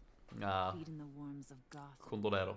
Same place we'll all be someday. Apropos podcasten, der er link til han fra Streamlabs-foten. You being like my dad, that's why I got such a soft spot for you. Oh, you do? The disturbing, man, okay? Tell me the black side, Daddy didn't issues. you? Plus, you're not a bad guy. I mean, you're rotten like the rest of us. Okay. But Bra tror det i hvert fall. you actually care for some people. Like that girl John told me about. What's her face? Brittany? Brittany. No. Tiffany. Jeg trodde hun var til Catwoman. Early 20s, fresh-faced and optimistic. Who's that? Oh, that's Rich. No, I'm rich. Butcher a book. And I read Folk som liker å spoile skjønner ikke jeg er så toxic. Men det virker ikke som at han prøvde å spoile her, de bare snakket om det som om alle hadde sett det, liksom. Sånn jævla casual. Jeg var sånn, men det er sånn, bruh, filmen kom jo nettopp ut, spoiler warning eller noe. Og så til og med IGN og alle sånne store ting, bare la ut liksom ting som om filmen hadde vært ute i flere måneder, bare sånn, jepp, fullt av plottetallet, bla bla, kanskje, altså, ja, ikke sant. Men jeg går ut av sin vei for å spoile, det er indeed toxic, ja. Nei, jeg var egentlig, jeg er litt enig med TikTok og Twitter for så vidt, Karls. Den var ganske mid, egentlig. Yeah, Shaka. Den. We have a turncoat. Jeg var ganske hyped for den. Det var noe av det i Phase 4 jeg var mest hyped for, og Doctor Strange er det jeg liker best akkurat nå i MCU, men jeg synes det er et veldig kult konsept og sånn, og jeg likte veldig godt tonen til filmen. Det var litt sånn mørk horror-tone nesten, og den var veldig grotesk og voldelig mer enn jeg forventet, og det var veldig kult å se at de tør å gjøre litt mer sånne ting. Så det var veldig nice, jeg liker konseptet og sånt med multivers og sånn, men problemet mitt var bare det at jeg følte at den var veldig rotete satt sammen. Jeg tror jeg liker bedre den filmen her på en måte enn den første, men den første er bedre sånn objektivt, fordi den er bedre laget og satt sammen da, på at den flower bedre. Så jeg vet ikke om det er pacingen akkurat som var problemet, selv om den kan jo bare endte litt sånn. Men det var veldig rotete scene transition, så CGI, det var masse bra CGI der, men det var masse CGI som du kan forvente fra en Doctor Strange-film. Men i den andre bare tok de virkelig av, og det var litt sånn CGI i helvete. Det var bare sånn, de bare spammet CGI hvert andre sekund til det punktet der det ble litt masse enn så imponerende det så ut. Jeg føler kanskje de kunne gjort mer også, det var noen kule cameos og sånne ting også, liksom, men jeg vet ikke, jeg bare føler de kunne execute filmen bedre. Og så må jeg si at jeg begynner å bli litt lei av den MCU-humoren der. Kanskje ikke et problem for kun av filmen her, men... Og jeg vet ikke om det alltid har vært kind of cringe og irriterende eller, til den graden, eller om det bare begynner å bli veldig repetitivt, men jeg føler de tvinger inn den typen MCU-humor i sånn alle prosjekter for tida på en måte, og... det bare er litt masse, jeg begynner å bli veldig lei av det. Det er ikke så artig heller, liksom, på en måte. Så det var litt, sånn noen øyeblikk så var litt cringe, egentlig. Jeg vet ikke, jeg skulle bare ønske å execute litt bedre. Jeg tror det er egentlig det som er greia med filmen. Ruben og Daniel bare likte den generelt godt da, men...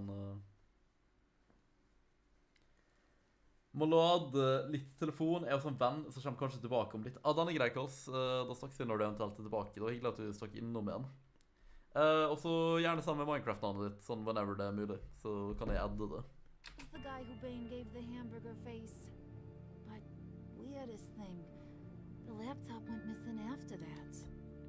Well, you seem to have made up your mind already. Guess one of us has to be the mole. But you've already cleared me. Trying to make me second guess myself ain't gonna work, sweetie. Nice try, though. Takk, appreciate it. Get in here! Get in here! And I narrowed it down to you. Walking over here. He begged me to let him interrogate you. I gave him some pointers, and now this is his chance. Hi, Bruce. You potential rat. Jeg kan da elske han. Jeg vil ikke godt han ruta med jokeren personlig, og på en måte er litt lame å endre sånn som karakter, men han er veldig charmerende på sin egen måte, hvis du på en måte ikke har forventninger fra før om hvordan han burde være.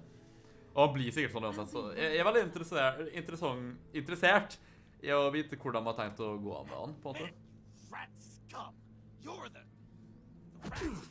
Oh, damn. Sorry, I have to make it sound good. Do it again. What? Jeg tar det. Jeg kan gå med det. Again. Take. You're hitting him already. Jeg hørte så imponert ut. Så stolt. Oh, damn. I never wanted it to come to this, but we both know what has to be done. Catwoman has to take. Jeg mener, det er ikke realistisk om man ikke bunner fast da, fordi Bruce hadde åpenbart tatt han i en kamp, liksom. Han er ganske spinkel og sånn. Sier jeg da, men altså, ja. Think about it, Bruce. Harley's gonna kill that Tiffany girl if it's you. I guess. If she'll stop there. Okay, John. Jeg liker at han faktisk er i hjørnet mitt til en ganske så stor grad, relativt. I knew you'd see reason. Didn't expect you to see it that fast. Okay, this is good. I'm calling her back in. Men jeg fikk ikke quiet med meg hva jeg sa ja til det, for å være helt ærlig. The teacher. That was record time. Damn. Who we hanging out to dry? Joker getting the her Lucy. Eller the hussy. It's okay. Just like we talked about. Hvor kommer jeg ikke til å like at de selger ut igjen, men jeg må bare forklare det her til at jeg vil ikke at Tiffany skal bli drept, liksom, og sånne ting, som sikkert kommer til å skje nå. Catwoman kan handle seg selv, og under min beskyttelse er det Batman sin, i hvert fall. Så det er dårlig situasjon, men vi får bare gjøre det beste ut av det. It was Catwoman. She took your laptop. How do you know? She took a phone call at Riddler's. Bruce overheard her talking about it. I understand, Bruce. I'm disappointed too. So much for the solidarity of sisterhood. Yeah. And here I was, starting to be a cat person. I knew you had it in you, John. Jeg håper det ikke stopper våre planer om å få det til Lucy. Eller det Sissy. Det kan fungere på begge måter med noen navn.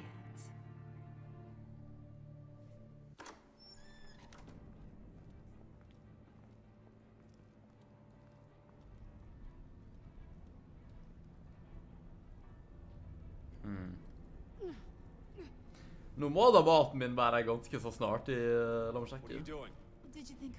Det 9 minutter. Jeg tror vi begynner å nærme oss slutten da. For så vi rekker det ikke.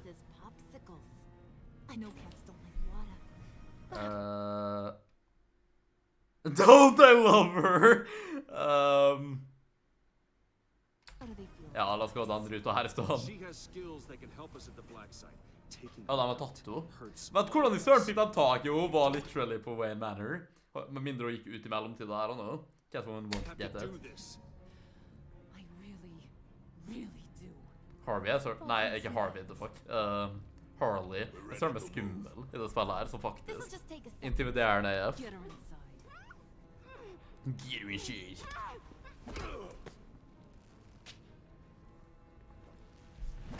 Men sånn om det kommer ned til det, så lar jeg ikke jo dø uansett hva jeg vil opprettholde, liksom. Ah, shit.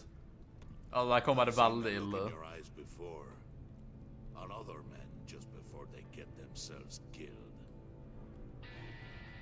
Ja, hånden kan liksom bli knust som fullstendig av det her.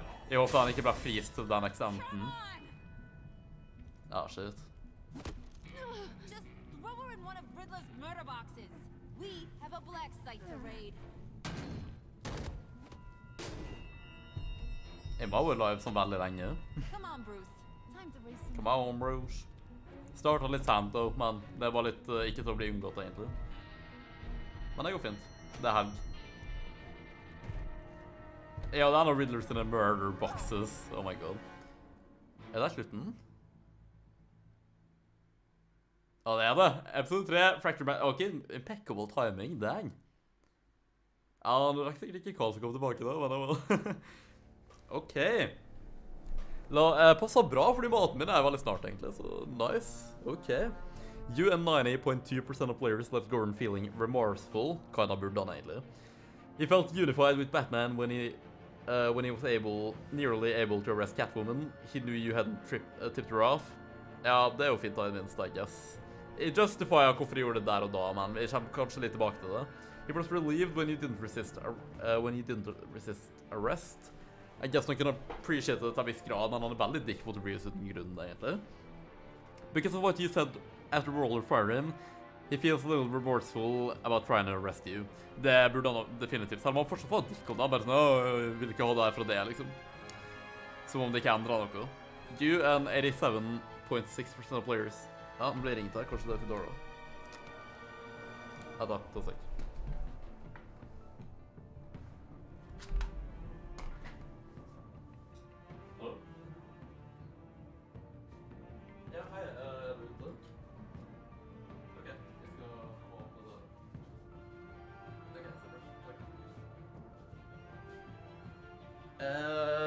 Jeg håper det her ikke forsvinner. Jeg håper det bare kan bli her. For jeg har nødt til å ta til maten min, folkens. Ok, så jeg tror nesten jeg bare må ta BRB litt grann, altså.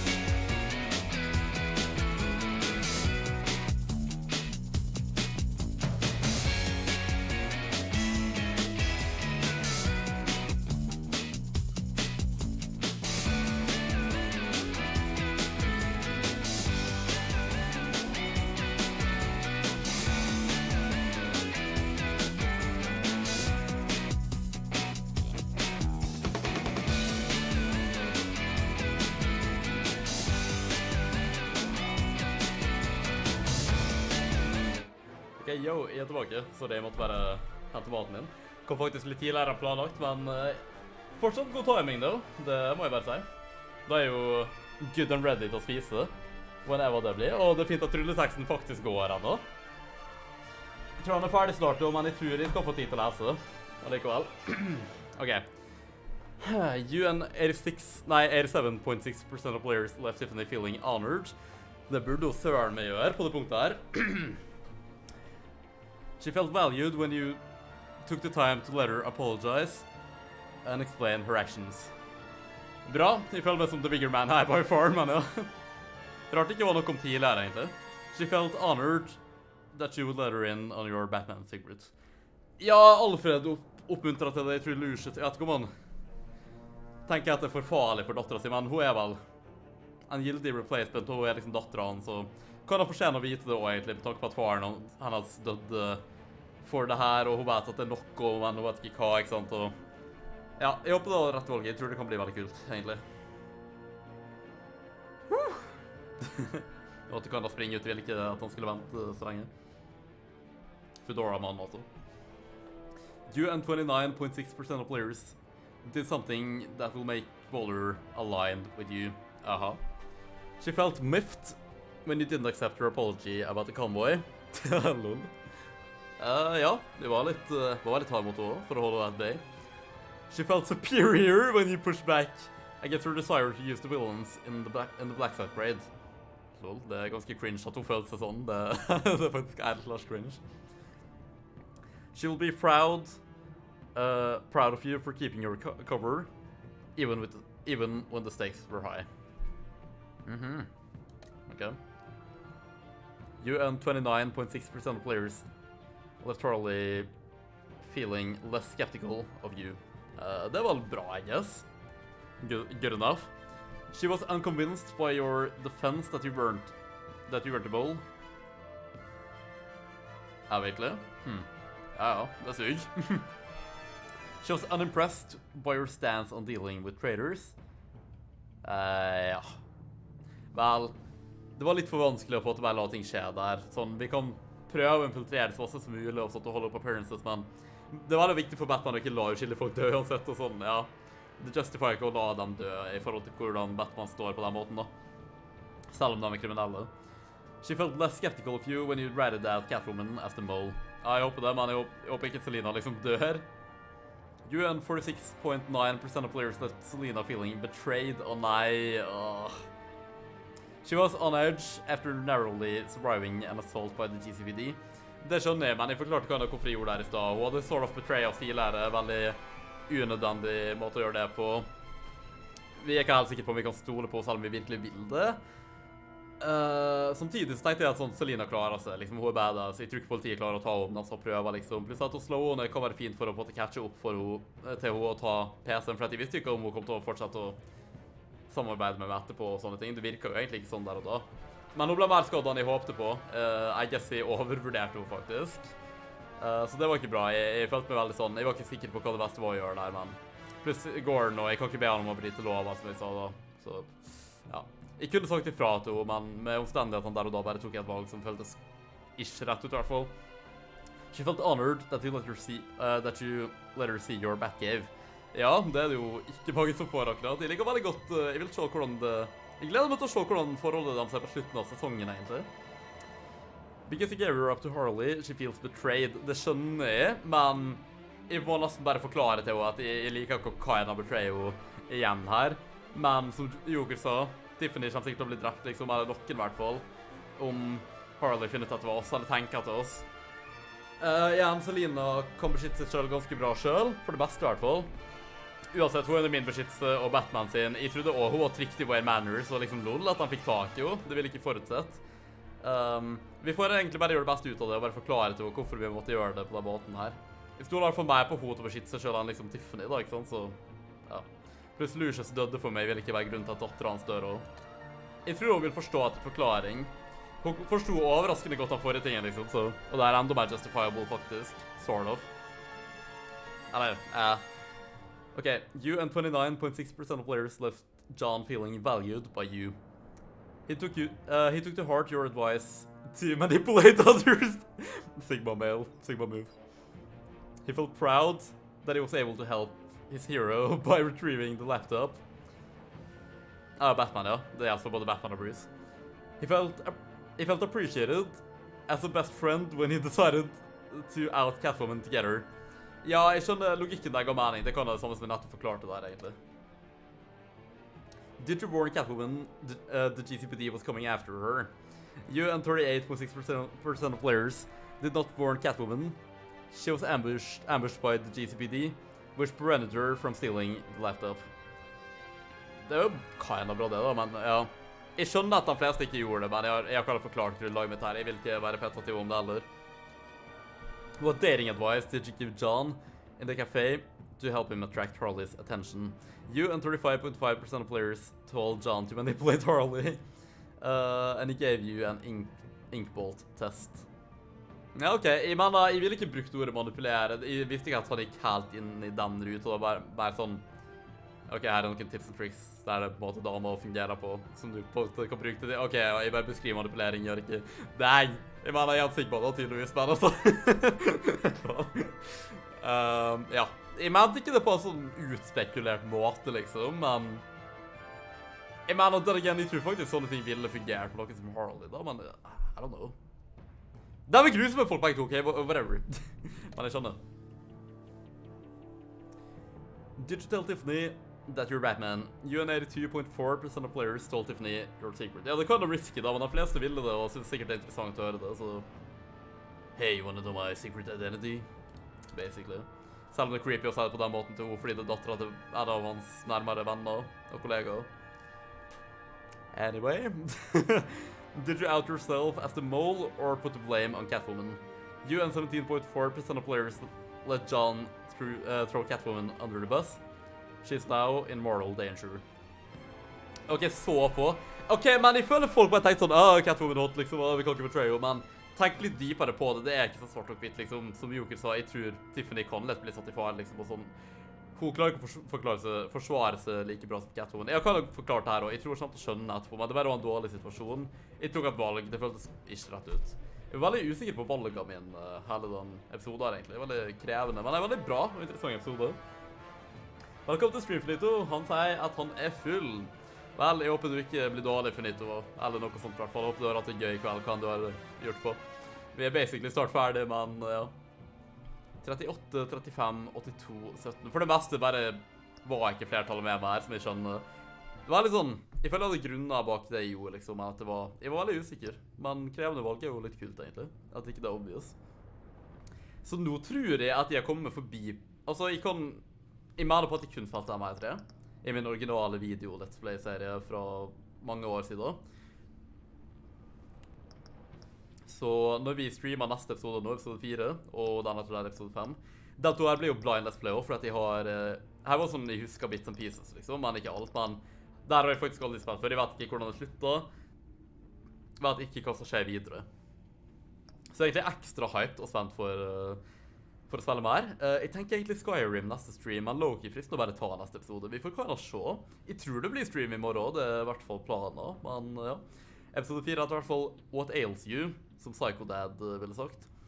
A shocking revelation forces Bruce into desperate change of heart, change of plans, as the villain's lethal plot escalates. Ikke sant? Så jeg ser veldig, veldig frem til det. Nå skal jeg spise maten min, jeg er dritsulten. Vart lenge streamen nå egentlig, og ja, man. Jeg bare kjente i stedet jeg var på å lese gjennom faste tekst og sånn, hvor sliten det var at energien min bare droppet skikkelig, og ting ble nesten litt blurry og sånt, egentlig, så jeg må få meg litt mat nå. Du gikk lina med en 27-åring i går. Of course you did det, Finito. Du altså, den. Vel, takk for at dere så på. Trykk abonner, bli med i Winther Armeen i dag, og så snakkes vi i neste stream eller video. Ok, folkens, ha det bra. Jeg tror det blir stream i morgen, det er planen i hvert fall. Hvis ikke, så blir det sikkert ikke før onsdag, kanskje, fordi at jeg har planer med noen på både 17. mai og på mandagen før der, så yes. Vi snakkes, bye bye.